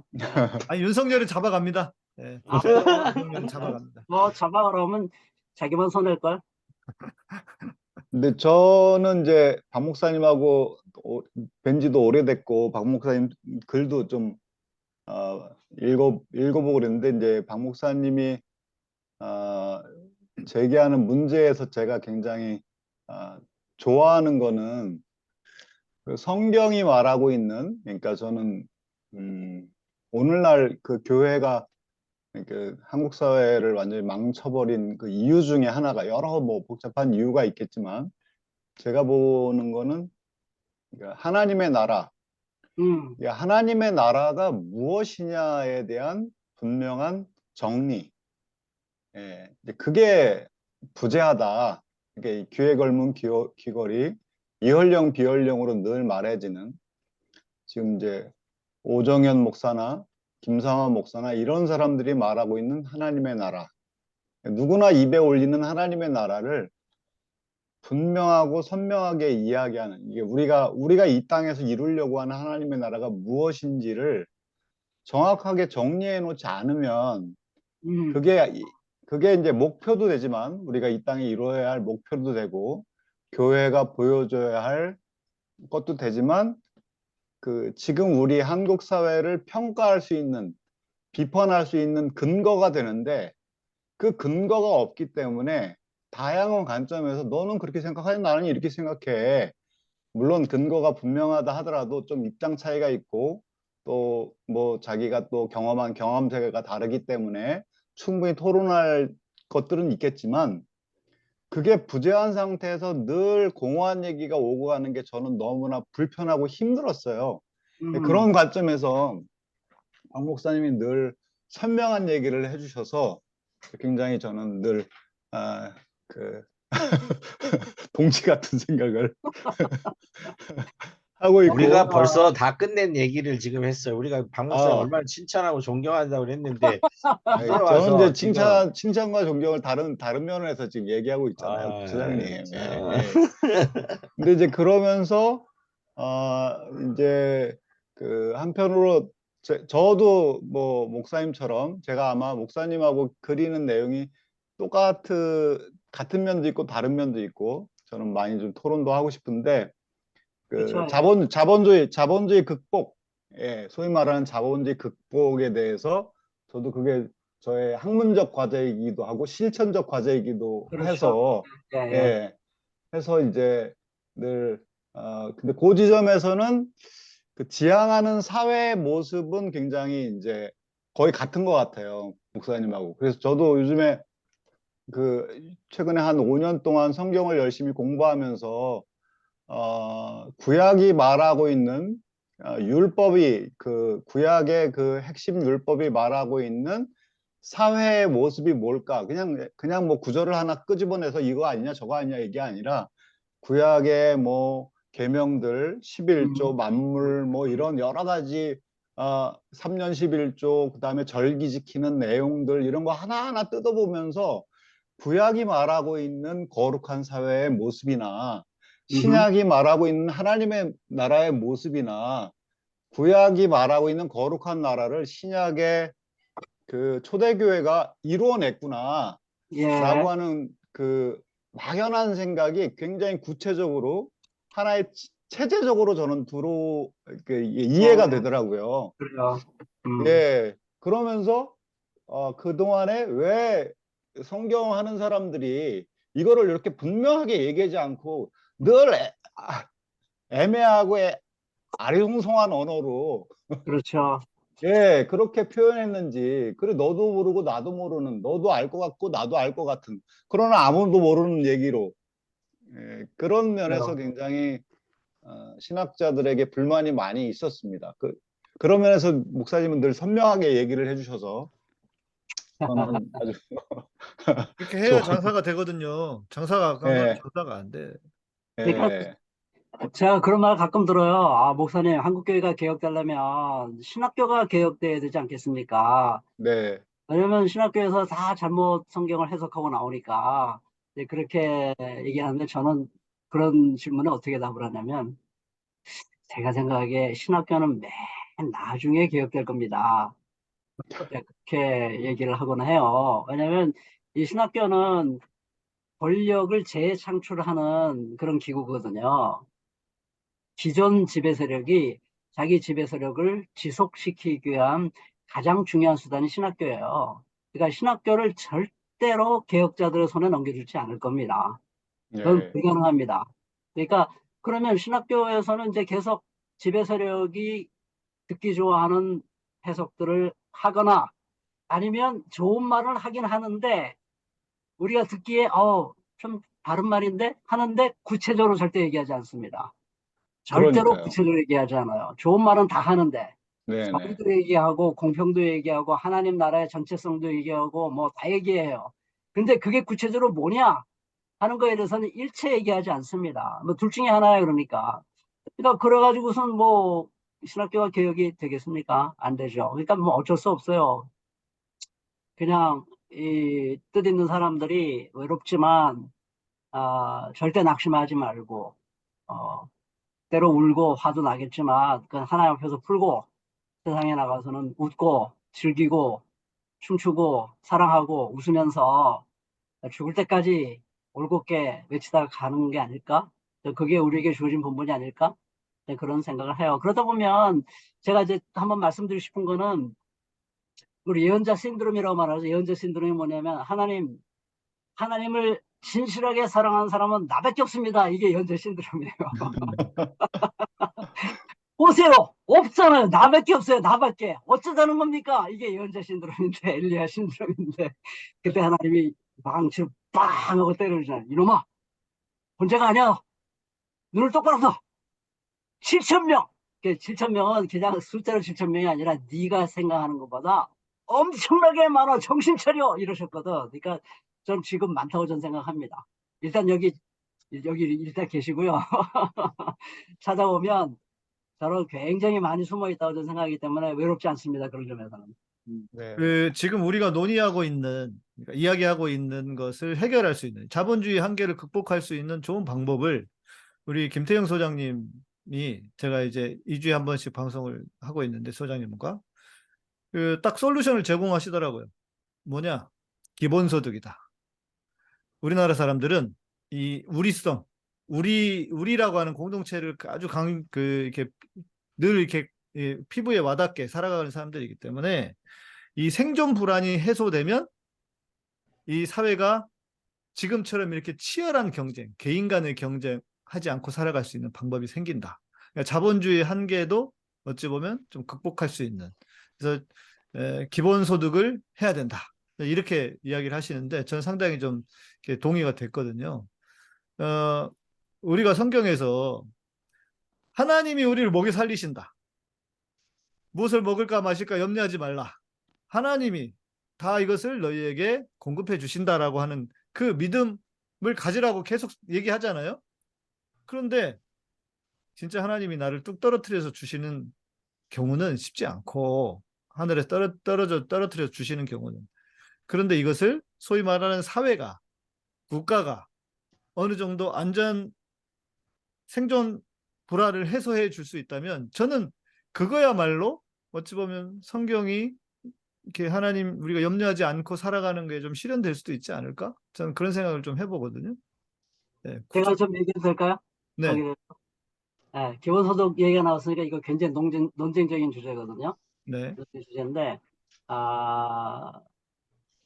기본소득이 자본주의를 극복하는 방식이 되려면 제가 이해하는 기본소득으로서는 부분 기본소득으로는 안 되고요. 온전한 기본소득이 돼야 돼요. 그러니까 자기가 원하지 않는 경제활동을 하지 않더라도 자기가 기본적으로 자기가 인간으로 살아가는데 필요한 것들을 다 충족시킬 수 있는, 뭐 그게 이제 기본적인 게 얼마냐는 게 이제 사람마다 좀 무슨 다르죠. 있겠습니다. 네, 제법 기본소득, 온전한 기본소득을 얘기할 때 그 상당한 액수예요. 근데 만일 온전한 기본소득이 실현됐다. 음. 그런 세상은요, 그런 세상을 뭐라고 규정하든지 그건 이미 자본주의가 아니에요. 그렇죠. 네, 세상이에요, 완전히. 네, 그건 새로운 세상이에요. 뭐 자본주의로 말을 붙여도 그건 자본주의가 아니에요. 그렇죠. 그건 이름만 자본주의지 사실은 사회주의예요. 네, 그러니까 제가 던지고 싶은 질문은 뭐냐면, 그거를 자본 세력이 안다는 거죠. 그렇죠. 그래서 죽어라고 못하게 자본 하는 세력이 거죠. 알기 때문에 네, 그 온전한 기본소득이 이루어지는 과정은 혁명의 과정이다 저는 생각해요. 네, 그러니까 제가 던지고 싶은 중요한 질문 중에 하나면 자본주의 세력이 소위 보일드 프로그 신드롬이라는 게 있잖아요. 그러니까 뜨거운 물에서 서서히 죽어가는 개구리. 자본가 세력이 과연 그럴까 하는 거에 대해서 질문을 갖고 있어요. 자본가 세력은 그렇게 보일드 프로그가 아닙니다. 그렇게 바보들이 아니에요. 자본 동맹 세력이. 그렇기 때문에 저는 부분 기본소득에서 온전한 기본소득으로 가는 과정은 자본 세력과의 대혈투가 벌어질 거다. 네. 대전투가 벌어질 거고, 네, 점진적으로 한다고 해서 전투 없이 승리할 거라고 생각하는 건 착각이다. 네, 저는 그렇게 해서 점진적으로 되지 않습니다. 절대로 점진적으로 되지 않습니다. 이건 혁명적 각오를 가지고 대전투를 벌여야 되는 것이지, 이게 점진적으로 하면 자기도 모르는 사이에 그렇게 되고야 말 거다. 이거는 착각이다. 저는 그렇게 판단하고 있습니다. 근데 이제 이런 측면도 있다고 합니다. 미국의 지금 그 IT 뭐 이런 대기업들이, 그 대기업의 CEO들이 기본소득 해야 된다. 왜냐? 뭐 국민들을 뭐 생각하고 사회를 생각 아니에요. 시장이 망가지기 때문에 그렇죠. 예, 예. 예, 팔아먹을 데가 없는 거예요. 예. 그러니까 그게 자본주의의 생존을 위해서 기본소득을 허용하는 거란 말이에요. 네. 그럼 그거는 그 원래 기본소득론주의 주장에도 온전한 기본소득에 못 미칩니다. 음. 그거는 미칠래 미칠 수가 없어요. 왜냐하면 네. 자본주의가 생존하려면 자본이 마음대로 고용할 수 있는 노동이 없는 한 자본주의는 생존할 수가 없어요. 아무리 AI 얘기하지만 제조업은 여전히 중요합니다. 장하준 씨가 늘 끊임없이 얘기하는 건데요. 아마존이 돌아가기 위해서는 어마무시한 컴퓨터가 있어야 됩니다. 구글도 마찬가지예요. 그래서 어마무시한 규모의 슈퍼 컴퓨터가 들어가는 공장이 필요해요. 무지가 땅도 필요하고요. 기계도 필요하고요. 그 기계를 누가 만드냐고 노동자들이 만들어야 돼요. 다른 노동이 또 생겨요. 이 AI가 대체를 하면. 그 때문에 자본은 끊임없이 노동자를 필요로 합니다. 노동자 없는 자본은 존재할 수가 없어요. 그러면 노동자가 필요한데 기본소득을 온전하게 노동자에게 준다면 자본이 자기들 마음대로 사용할 수 있는 노동자를 그렇죠. 얻을 수가 없어요. 근데 그걸 그렇죠. 자본가는 본능적으로 캐치합니다. 그 지점을. 본능적으로 캐치할 수밖에 없는 게 자기가 망하거든요. 자기 사업이 망한다니까? 근데 그걸 캐치하지 못할 수가 있나요? 자본가가? 그건 불가능해요. 정확히 그- 캐치하죠. 예, 그래서 근데 남 소장이 그 지난번에 그 혈투를 벌일 생각을 안 하기 때문에 우리나라가 이렇게 된 거예요. 남자이 그 혈투를 벌였어야 되는데 거기에서 슬그머니 빠지는 바람에 지금 뭐 정권도 놓치고 큰일이에요. 우리 남 자본주의가 소장 정면으로 도전하지 않고 기본소득을 실현할 방법은 저는 없다고 생각해요. 그건 없습니다. 제가 보기에.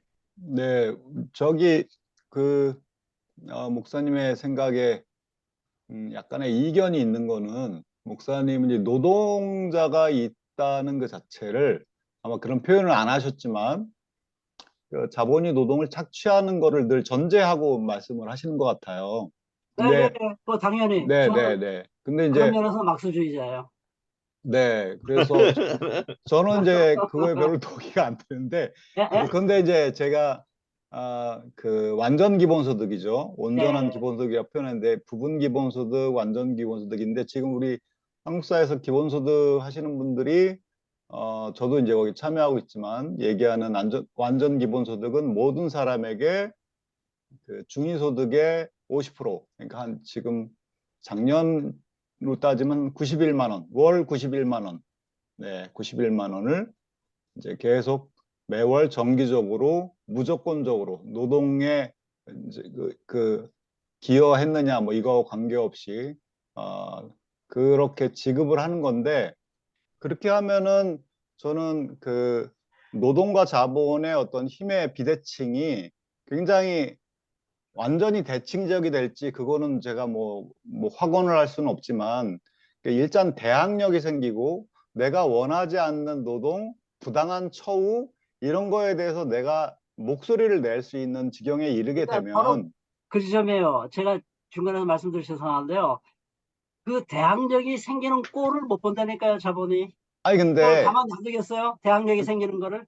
그러니까 대항력이 자본이? 생기게 되면 결국에는 자기가 기여한 거, 그 지점에서 아마 목사님하고 이론적으로 차이가 있을 것 같습니다.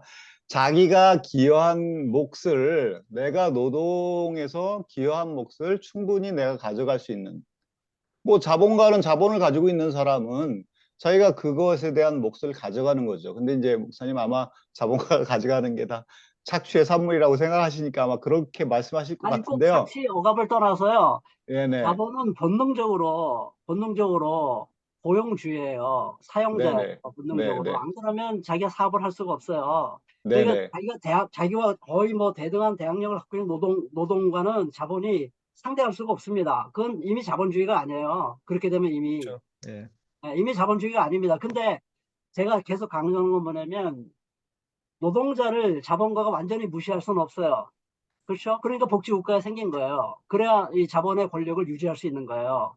노동을 일정하게 보조를 해줘야 자본주의가 존속할 수 있는 거예요. 그 지점을 끊임없이 잽니다, 이 자본은. 어디까지 양보할 것이냐, 어디 이상은 양보 못하냐. 이게 아주 본능적으로 명확해요. 자본가는 그 시대마다. 어떤 때는 뒤로 물러가요. 어떤 때는 대반격을 해요. 그러면서 이 조율을 하는 거거든요. 자본이. 본능적이에요. 그거는 거의. 그렇기 때문에 저는 이제 기본소득론을 주장하시는 분들의 그 취지와 의도를 제가 너무 존중하고 좋아해요. 좋아하는데 그 현실적인 감각이 떨어지는 거에 대해서 저는 조금 아쉬워요. 그 현실적인 것을 명확히 이해하고 주장을 해야 되는데 어느 자본가가 그 자본가에게 그리 굴종하지 않는 노동자가 존재하는 거를 허용하겠냐고요. 어느 자본가가. 그런 그러니까 국민 여론이 엄청난 압박을 가해야 되는데 여론이라는 게 그렇게 쉽게 반자본 여론이 그렇게 쉽게 형성되지 않아요. 자본주의 사회에서는. 왜냐하면 실제로 자본가가 물질적인 기반을 갖고 있습니다. 지금 윤석열 대통령이 저렇게 큰 소리 빵빵 치는 거는 뒤에 물적 기반이 있기 때문에 그래요. 그렇죠. 물적 기반이 있기 때문에. 그게 없으면 저렇게 큰 소리 못 칩니다. 뭐 보수주의 세력이 늘 그러잖아요. 우리는 돈이 있습니다 그러잖아요. 보수주의 세력이. 옛날에 그 누구지? 조선일보의 그 조갑제인가? 우리는 다른 건 없어도 돈이 있습니다 그러잖아요. 보수 세력은 돈이 있어요. 그게 얼마나 엄청난 힘입니까? 언론을 다 장악하고 있어요. 신학계를 장악하고 있고요. 여론이 형성될까요? 그렇게 자본을 이렇게 쪼라들게 만들 수 있는 여론이 형성될 수 있을까요? 그런 사회에서 이미 자본이 물적 기반을 다 갖고 있는데 그게 가능할까요? 그건 혁명이 일어나야 가능해요. 혁명 없이는 안 됩니다. 제 생각에. 윤석열이 나라를 다 말아먹고 국민들이 야 이게 뭐냐 이러면서 뭔가 이렇게 그 밑바닥에서 자각을 하고 우리가 어디로 갈 것인가 좀 고민을 하다 보면 그런 기회가 올 수도 있지 않을까 하는 생각 들기도 해요. 그 촛불혁명도요 실패했어요 지금으로서는. 그러니까 그게 한순간에 폭발적인 대중의 혁명으로도 불가능해요. 그걸 지속적으로 끌고 갈 수 있는 어떤 엄청난 힘이 있어야 돼요. 혁명 세력이. 맞습니다. 지금 이제 저희가 생각하는 부분하고 뭐 제가 보니까 자본주의 이건 한 번 더 경론을 벌여야 될 문제인데 이제 주제하고 약간 해서 우리 시청자들이 이게 갑자기 경제 강의가 돼가지고 또 남 소장님도 정치 경제학을 전공했고 박 목사님도 경제윤리주의해서 근데 제가 이제 교회 문제를 조금 가면 교회 이런 뭐 사실은 물질 만능주의 그다음에 만몬 숭배 이런 것이 있다는 건 저희들이 분명하게 느끼는데 근데 이제 아까 뭐 보일드 프로그 얘기했지만 사실은 교인들이 서서히 그 만몬에 이렇게 그게 물들어 있잖아요. 사실은 교회가 그렇죠. 모든 것이 그죠? 그래서 우리가 이렇게 생각하는 모든 게 사실 교회도 자본에 의해서 움직이잖아요. 솔직히 얘기하면 뭐 목사의 월급부터 시작해 모든 것들이 큰 규모에 따라서 네, 움직이고 맞습니다. 대형 교회가 소형 교회를 사실은 뭐 핍박하는 건 아니지만 어쨌든 이렇게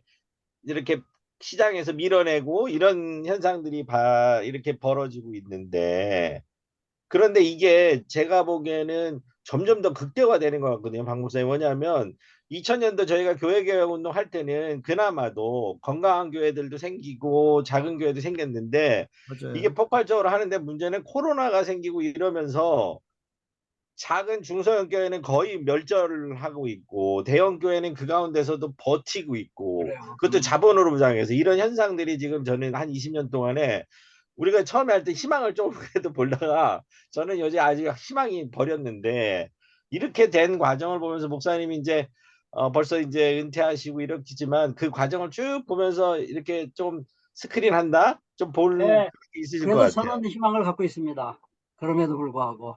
아, 느헤미야 교회 협의회도 있고요. 37개, 할렐루야. 37개도 있고, 또 우리 아우 IPC 교회도 뭐 한 20여 개 있어요. 그리고 점점 늘어나요. 그러니까 저는 7,000명이 있다고 생각하는 거예요. 지금도 있습니다. 찾아보면 얼마든지 있습니다. 다만 죽거나 저하고 똑같이 믿음이 좋으신 우리 아, 강 목사님 만 그런 아니 점에서 거기서 깔때기를 대면 어떻게 그런 해요? 점에서 그거? 근본주의자, 저도 근본주의자.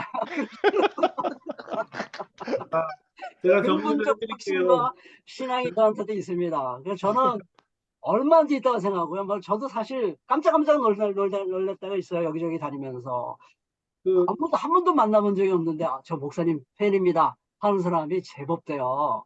그러니까 숨어있는 사람들이 많습니다. 그러니까 우리가 용기를 가져야 돼요. 이 선명히 있다고.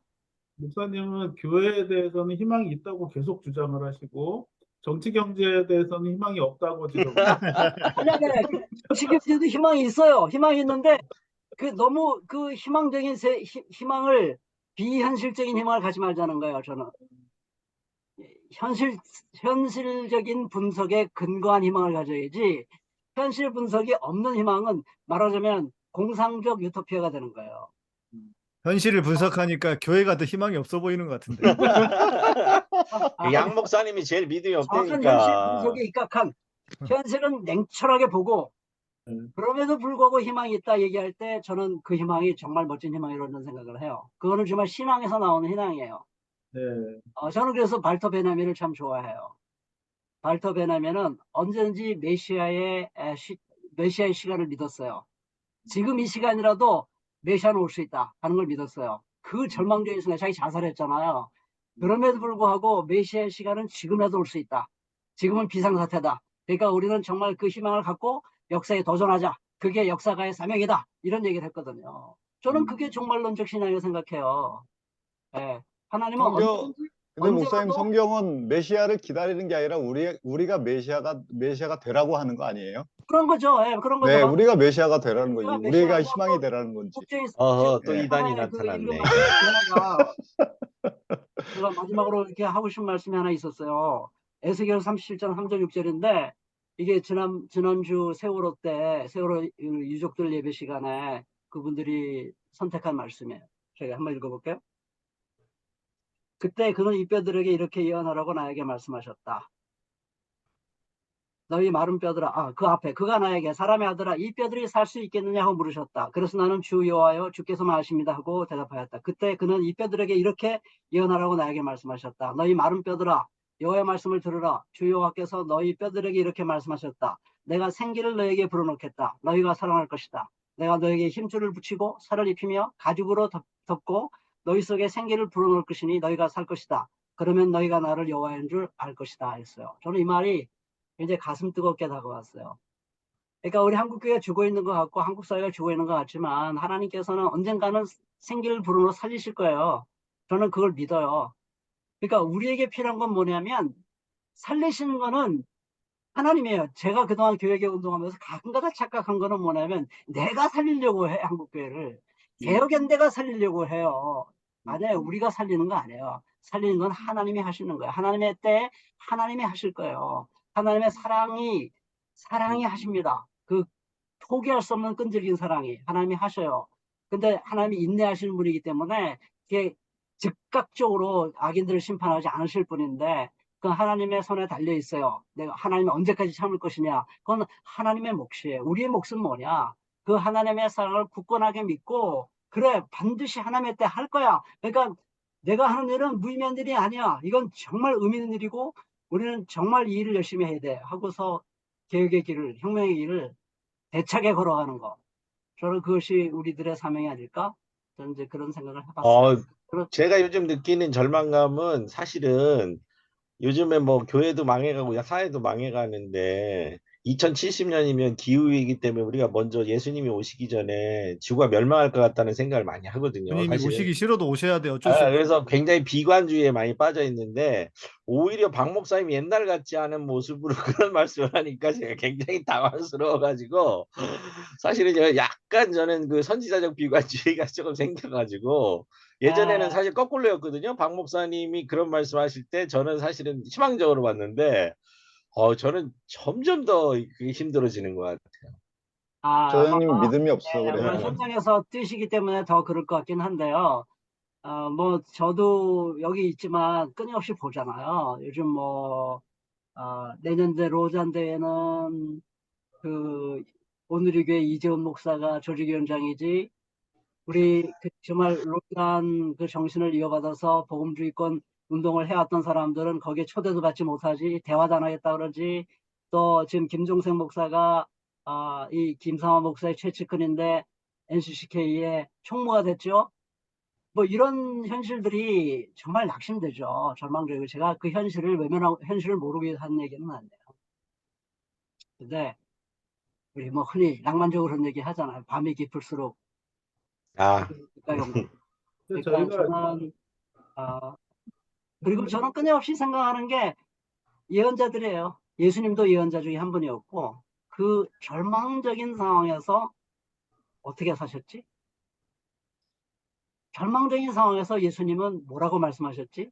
십자가에서 그 처절한 나의 하나님, 나의 어째 나를 부르셨나이까? 그보다 더 큰 절망이 어디 있을까요? 메시아가 그렇게 얘기할 때는 그거는 절망의 극한 아닐까요? 우리가 느끼는 절망과는 비교가 안 되는 아마 깊은 절망일 거예요. 근데 그 깊은 절망 속에서 결국 하신 말씀이 다 이뤘다거든. 다 이뤘다. 그리고 너희들 용서한다. 그러니 돌이켜서 살아라. 이러고 떠나셨다고요. 그러니까 저는 현실이 절망적이지 않다는 말이 아니에요. 갈수록 더 절망적인 건 맞아요. 그렇기 때문에 그러나 그런 상황에서 우리가 우리의 바른 신앙의 자세라는 것은 바로 예수님의 마음처럼 우리의 할 일을 다 하는 것. 우리에게 주어진 사명을 끝까지 다 감당하고 용서하고 저들이 돌아오기를 바라면서 생을 마감하는 것. 저는 끝까지 저항하면서 부활을 기대하고 이제 저는 그런 것이 우리가 가야 할 길이 아닌가 하는 말씀을 드리는 것뿐이에요. 우리가 미치겠어요. 이 문막에 가만히 앉아 있으려니까. 우리 고 오히려 차장, 고 차장님 얼굴 보니까 별로 동의 안 하는 것 같은데, 은혜를 못 아니, 받는 아니, 것 같은데. 오늘 저기 약간 부흥의 성격이 좀 생기는 것 같아요. 우리 박 목사님 통해서. 그러니까 너무 제가 힘들었어요. 여름엔 많이 힘들었는데 뭐 여러 가지 요인이 있겠지만 근데 그런 말씀을 들으니까 아, 내가 예전에 이제 그렇게 초창기에 가졌던 마음들이 많이 잃었구나 이런 생각이 많이 들더라고요. 그런 희망이나 이런 거를 점점 내가 곤고해서 그런 것들이 잃어가는 거 아닌데 우리 박 목사님이 또 그런 얘기를 하시니까 역시 이 은퇴가 좋구나. 잠깐 은퇴했다가 저도 나와야 돼. 저는 네. 저는 좀 이렇게 약간의 반대예요. 뭐냐면 저는 안 될 수도 있다. 교회가 이러고 있다가 그냥 다 주저앉을 수도 있고. 그렇죠. 예, 예, 예, 네, 예. 뭐 희망? 교회를 보면은 도대체 어디서 희망을 찾아야 될까? 뭐 이제 물론 이제 박 목사님뿐만 아니고 저 같은 사람도 뭐 이렇게 저도 진짜 누군지도 모르는 사람들이 저한테 이렇게 메시지 보내기도 하고 그런 일들이 있죠. 정말 숨어 계신 분들이 있지만 어찌됐건 이분들이 사회의 메이저가 아니고 숨어 있는 남은 자와 같은 자들. 물론 하나님은 남은 자들을 통해서 역사를 이끌어 오신 것도 사실이고 그러나 여튼 절망적인 상황에서 이게 정말 나아질 수 있을까?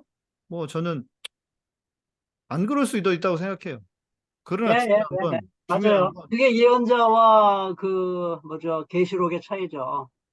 어, 네, 이 예언자들은 현실 속 역사 속에서 뭔가 이루어지기를 간절히 바랐고 예, 그 계시록 저자들은 이제 역사는 끝나고 인류의 역사는 끝나고 어떤 새로운 역사가 음, 기적적으로 시작될 거다 하는 걸 기대했던 것들이 이제 계시록적인 저자들의 특징인데 저는 뭐 그것도 희망이라고 생각하는 거예요. 네, 저는요. 네, 제가 네, 잘 될 거다는 희망이 그냥 역사의 끝에서 계시록에 보면은 우리가 언제까지 참아야 됩니까? 그러니까 죽는 사람 순교자의 수가 가득 차야 된다. 더 많이 죽어야 된다. 음, 그러니까 그건 뭐냐면 역사의 끝은 굉장히 어두울 수 있어요. 네, 그렇지만 그게 끝이 아니라는 거죠. 네, 거기서 새로운 세계가 새하늘과 새 땅이 시작될 수 있다는 그런 궁극적인 의미에서 희망도 포함해요. 제가 하는 얘기는. 네. 음. 그래서 저는 뭐 지금은 그냥 합니다.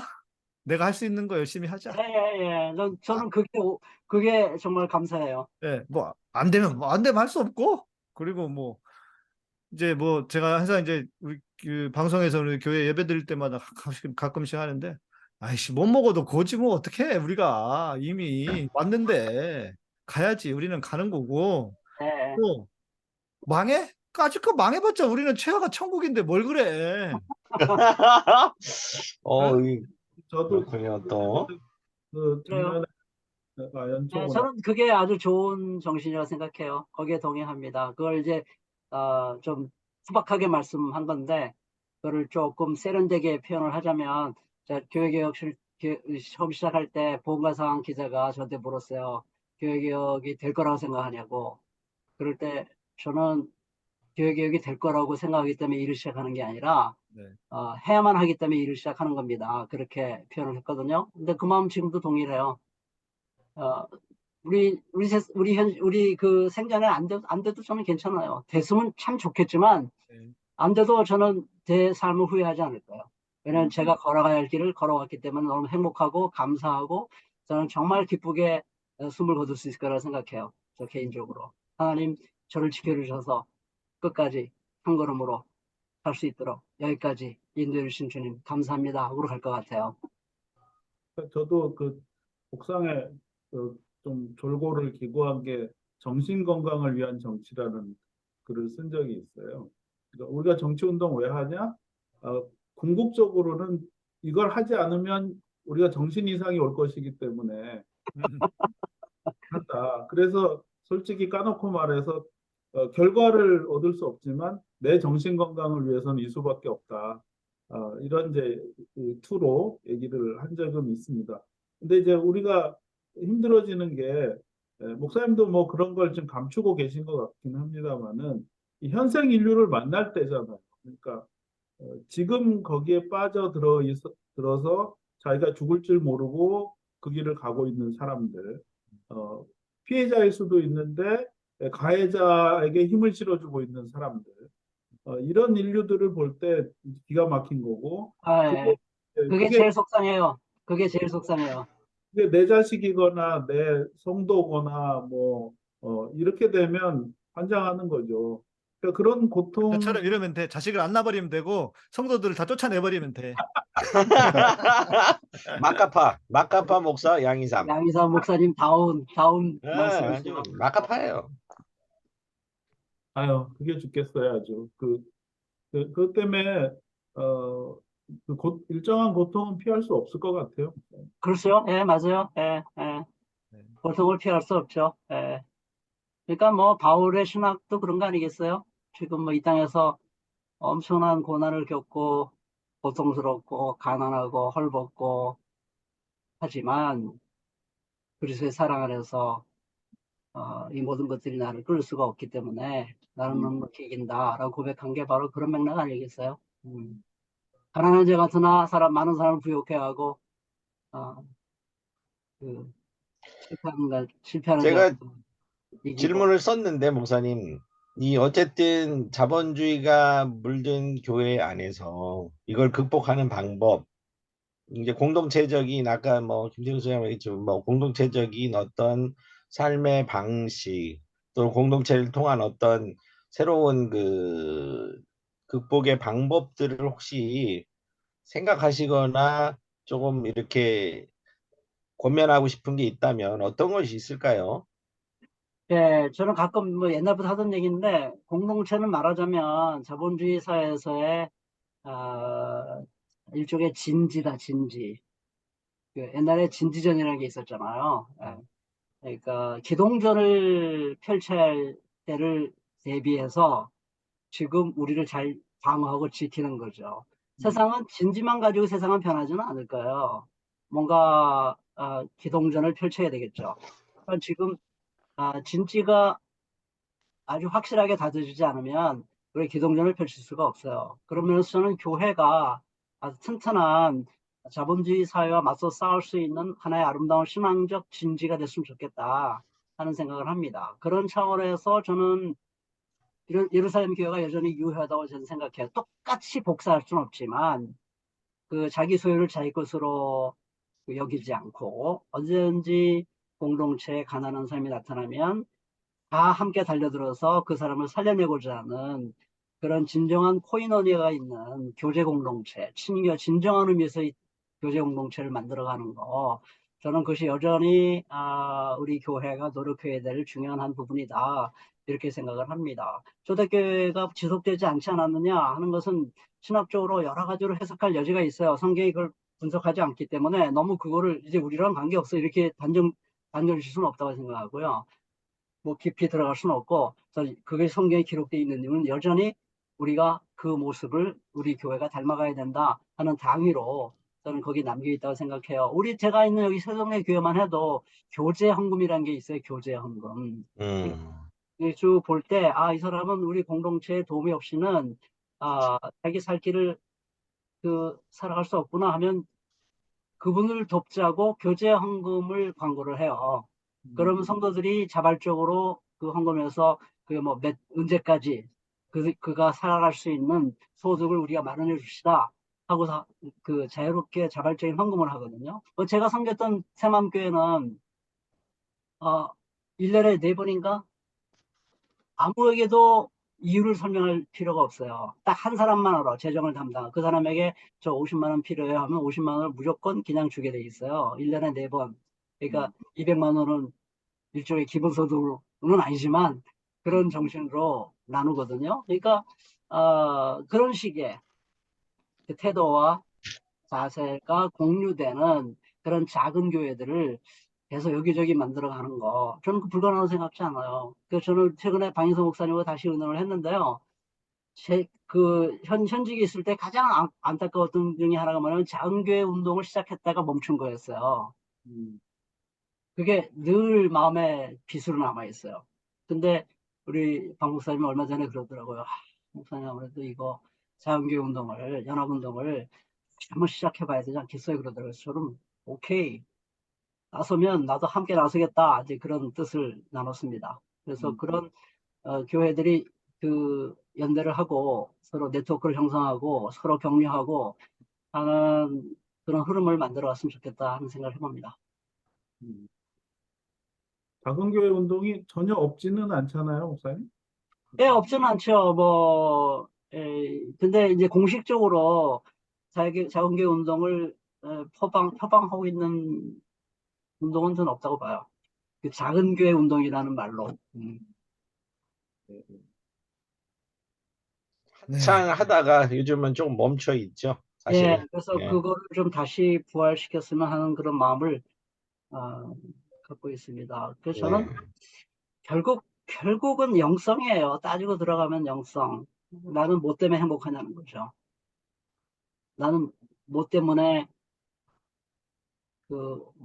자기를 하나님께서 나에게 주신 나를 실현해가고 있는 그 말할 수 없는 어떤 희열과 행복과 기쁨을 어디서 나는 누리고 있냐는 거죠. 세상의 평가냐? 자본주의 잣대냐? 자본주의식 성공의 잣대냐? 아니면 하나님이 얼마나 아름다우시고 하나님이 얼마나 자비로우시며 하나님이 얼마나 정의로우시며 신실하신 분인가를 알고 그리스도 예수의 십자가를 통해 나타난 그 사랑이 얼마나 감동적으로 나에게 끊임없이 새롭게 다가오느냐, 이게 저는 관건이라고 생각해요.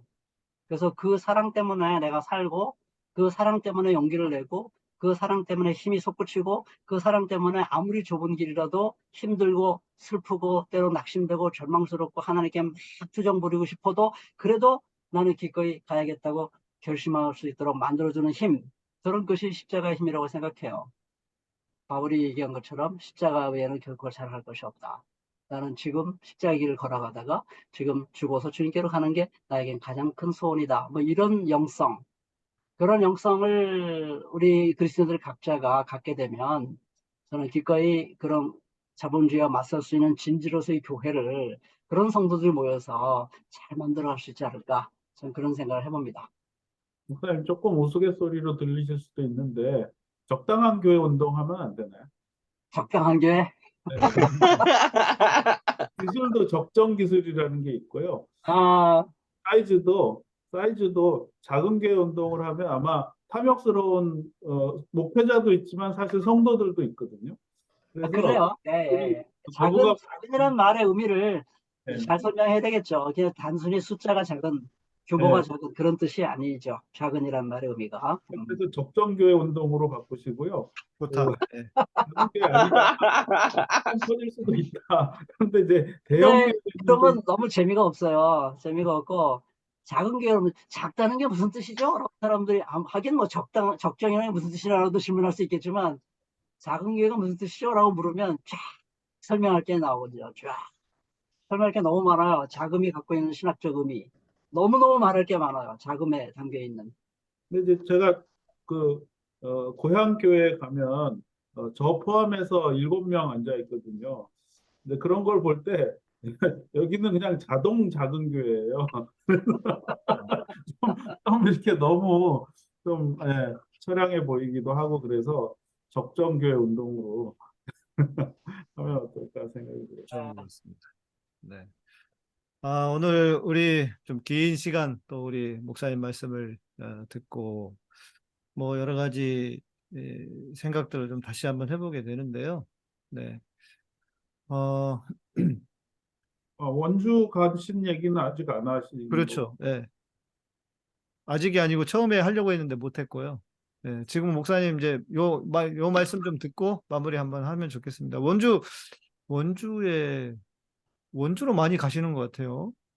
예. 원주가 제 고향이에요. 그래서 가는 거예요. 성지이기 때문에. 예. 참 고생하기 힘드네 진짜. 주민이니까 다행이었습니다. 안 그랬으면 주먹이 날아가거나 했을 텐데. 아, 목사님 지금 원주에 계시는데 원주에서 좀 이렇게 특별히 원주가 어떤 뭐 의미가 있으셔서 가신 건지. 예, 두 가지 의미가 있어요. 하나는 저희 작은어머님이 원주에 사셔서 제가 어릴 때부터 늘 방학 되면 늘 원주에 가서 지내고 왔어요. 원주에 대한 아련한 추억도 있고 또 원주에 그 당시 살던 데가 아주 좀 구석진 곳이라서 미군 부대 있었고 그리고 제1군 사령부 있고 그 우리 작은어머님 댁에서는 미군이랑 결혼한 한국 자매들 이 세대로 살았어요. 양공주로 불렀죠. 그 양공주는 저를 참 귀여워해 줬어요. 아, 아주 굉장히 친하게 지냈던 기억이 나요. 양공주들이랑. 그게 저에게는 아련한 기억으로 남아있고 뭐 1년에 두 번씩 한 달씩 두 달 정도는 살았으니까 그게 저에게 정겨운 면이 하나 있고요. 두 번째로는 제 영국에서 유학할 때 신학 동기가 있어요. 3년 동안 같이 동거동락한 그분이 여기 문막의 세동대 교회 목사님과 아주 친해요. 여기서 옛날부터 여기 살기로 했어요. 집을 짓고 나를 이제 이렇게 쿡쿡 찔렀죠. 들어가서 살자고. 그래서 제가 좋겠다고. 그렇지 않아도 은퇴 후에는 좀 조용히 살고 싶은 마음이 저한테 있었거든요. 뭐 이렇게 막 늙은 사람이 자꾸 나서는 거 이런 걸 참 보기 안 좋았다고 늘 생각했기 때문에 그게 저에겐 참 좋은 생각이라고 느껴졌어요. 그래서 아주 검소하게 뭐 검소해도 제가 지금 그동안 살아왔던 집에서는 제일 좋아요. 거기서 값싸게 집을 짓고 그래서 이 26가구 90여 명이 같이 모여 살고 있습니다. 교회도 그 안에 있고요. 세동네 교회고. 그래서 아주 뭐 너무 잘 지내고 있어서 늘 고민입니다. 이대로 계속 살아도 되나? 주님께서 다시 부르셔서 내 30대 때 40대 삶으로 돌아가려면 난 돌아갈 수 있나? 돌아가야지. 이제 이런 생각을 하면서 만일 정말 안 그러셨으면 좋긴 하겠지만 정말 그러라고 하시면 오케이, 예스 하고서 갈 준비를 하면서 살아가고 있습니다. 제가 가봤는데요. 우리 박 목사님 사이즈에 아주 꼭 알맞습니다. 그러니까 박 목사님이 말씀하시는 그 규모가 여러분이 상상하는 규모하고는 좀 많이 달라서 사실은 두 분이 거처하는 데는 그런 대로 하지만 손님 맞기에는 약간 불편한 정도, 이 정도라고 보시면 될 것 같아요. 그렇죠. 네. 손님 맞이하기는 좀 불편한 집입니다. 예, 예. 네. 호실에서 못 오게 되니까. 그렇죠. 저희 뭐 그러면 나중에 이제 어떻게 배로 가기도 불편하겠네요. 아니, 근데 앉을 수는 있어요. 앉을 수는 있어요. 자지를 못해서 그렇지. 예. 자는 것도 웬만큼은 잘 수 있어요. 우리 뭐 서로 뭐 불편한 것 좀 감사하고 아, 그렇죠. 잘 수 있고요. 뭐 정 필요하면 교회에서도 잘 수 있고요. 뭐. 굳이 저는 고처장님하고 같이 자고 싶은 생각은 없습니다. 아니, 저는 따로 자죠. 저는 거기 작은 집도 있고.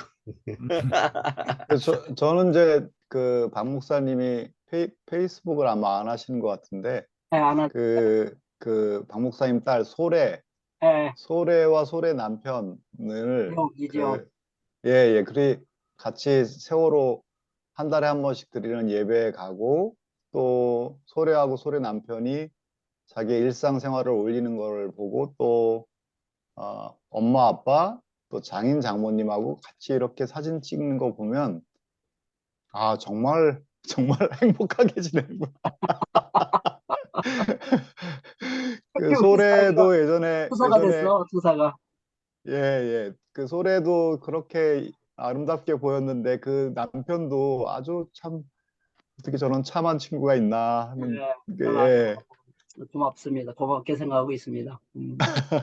다음에 뭐 저희 이렇게 한번 뵙고 좀 더 이렇게 오늘 다 못다한 이야기를 나눌 수 있는 그런 시간을 만들어도 예, 좋을 오늘 때 한번. 자본주의가 왜 반기독교적이고 사회주의가 어떤 면에서 기독교적인 가치에 더 가까운가 이 얘기를 못한 게 조금 아쉽기는 해요. 아쉽기는 한데 거기에 대해서 우리 이 방송에 참여하시는 분들이 좀 충분히 생각하고 왜 그럴까 하는 것을 앞으로 많이 생각하시고 그 면에서 좀 마음이 확 열렸으면 얼마나 좋을까 하는 그런 바람을 갖고 있습니다. 네. 예, 이 돈에서 해방된 교회 이거 아직도 베스트셀러인데요. 좀 많이 이렇게 시청자들이 보시면 됩니다. 10여 년이 지났지만 이게 아직 ING라서 꼭 보시기를 고맙습니다. 보셨으면 좋겠습니다. 목사님, 제가 마지막으로 이제 여쭙고 싶은 게 있는데, 예. 한 몇 년 전부터 목사님 그 책을 내신다고 했는데, 아. 책을 어떻게 되는 겁니까, 그게? 책은? 계약은 돼 네? 있는데 우리 그 IVP랑 계약은 돼 있는데 데드라인을 몇 번 받았는데 제가 못 지키니까 거기서 포기를 하고 목사님 다 되시면 연락 주세요. 그때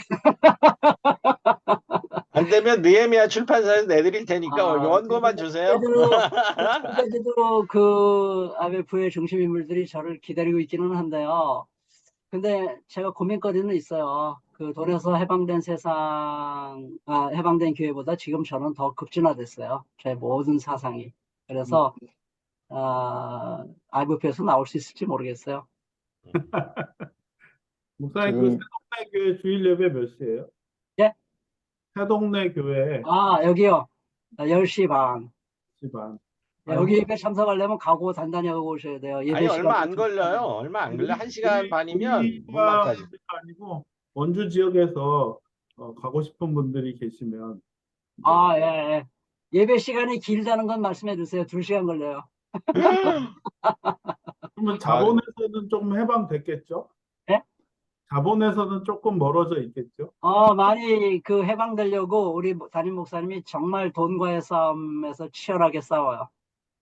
야, 귀가 닳도록, 성도들의 귀가 닳도록 돈은 나누라고 있는 거야 하고서 엄청나게 푸시를 하는 교회입니다. 반찬은 별로 맛이 없겠네요, 그러면. 반찬 맛있어요. 아주 맛있어요. 저희도 한번 같이 가요. 총장님하고 다들 우리 오세요. 한번 가셔서. 밥이 맛있으면 됐어요. 그럼 갑시다. 네. 찬양과 나눔 시간이 뭐 거의 1시간 진행되고 그리고 이제 마지막 30분 설교하고 마쳐요. 좋네요. 어린이들과 같이 있어요. 이 대안학교가 있기 때문에 네. 사실 이 교회는 어떤 면에서 미래 세대를 위한 교회이기도 해요. 그게 더 중요한 초점이에요. 그래서 아주 젊고 어린이들 많고 나이 든 사람들도 꽤 있고요. 아주 고루고루 분포되어 있는 제가 보기에 참 건강한 교회 중에 하나입니다. 예배 스타일은 아주 마음에 듭니다. 가봐야 양희성 목사님 찬양시키면 잘하거든요. 그러니까. 저는 그래요. 같이 해야 되니까. 누군지 나와서 노래 부를 수 있고요. 자기 나눌 수 있고요. 그래요. 신청할 수도 있고. 저분 노래 부르면 다들 뿅 가가지고 매주 가야 돼요. 그래요. 네, 상당히 수준급입니다. 네, 방송을 마칠 때가 돼가는 것 같습니다. 훈훈하게 마지막은 훈훈하게. 네, 오늘 목사님 비교관 저에게 이렇게 좋은 시간 주셔서 너무 고맙습니다. 혹시 뭐 견해가 다르거나 이견이 있는 것도 너그럽게 이해해 주시고요. 좋은 방향으로 생각해 주시면 감사하겠습니다. 뭐 특별히 그런 건 없는 것 같습니다. 쭉 듣는 내용 중에 저희 시청자분들이 뭐 이 정도를 소화를 못할 정도는 아닌 것 같고 좀 더 말씀을 들었으면 좋겠다 싶어요. 왜냐하면 저도 제가 늘 해왔던 말이 야, 성경이 어디 자본주의를 지지하냐? 성경은 사회주의에 훨씬 가까워. 저는 계속 이렇게 얘기해왔거든요. 근데 요거를 좀 증명을 받을 수 있는 시간이었는데. 그 얘기 글쎄 뭐 앞으로 기회가 있을지 모르겠지만 그 얘기를 집중적으로 한번 해봐도 좋겠다 싶긴 저희가 합니다. 가거나 못 가면 한 번 더 모셔서 그 말씀을 꼭 들어보면 좋을 것 같습니다. 네, 한 번 더 꼭 모시도록 하겠습니다. 오늘 또 늦은 시간까지 또 함께 해주신 우리 청자분도 감사드리고 또 목사님 그리고 세 분 우리 늘 함께 해주셔서 고맙습니다. 저희는 다음 시간에 뵙겠습니다. 고맙습니다. 네, 감사합니다. 고맙습니다. 안녕히 계세요. 감사합니다. 사람들은 죽음보다도 더 이것을 두려워합니다. 우리는 치매, 알츠하이머 병을 죽음보다도 더 두려워합니다. 환자뿐 아니라 가족들에게 오히려 더 끔찍합니다. 대부분의 가정에서 환자를 24시간 동안 몇 년 내내 보살피기란 사실상 불가능합니다. 언제 끝날지 모르는 치욕, 게다가 엄청난 재정적 부담. CNN에 따르면 미국 의료보험 체계와 치매 환자 가족의 재정이 파산에 이르고 있습니다.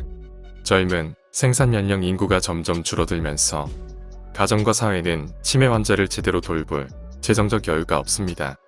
환자와 그 가족들의 자살률이 치솟고 있습니다. 아시아 국가들, 특히 한국에서 많은 노인 자살은 대부분 치매와 관련이 있습니다. 학계에서는 70%의 치매가 예방되거나 실질적으로 개선될 수 있다고 합니다. 저희 엘레오티는 나머지 30%에 대해서도 해결책 또는 예방책을 갖고 있습니다. 캐나다 식약처에서 허가를 받은 인지기능 향상과 치매 예방을 위한 엘레오틴 슈퍼브리앙에 관한 구입 문의는 웹사이트 슈퍼엘레오틴.com 전화 1522-6801번이나 페이스북 자연건강대학 또는 카카오톡에서 엘레오틴을 검색하시면 됩니다.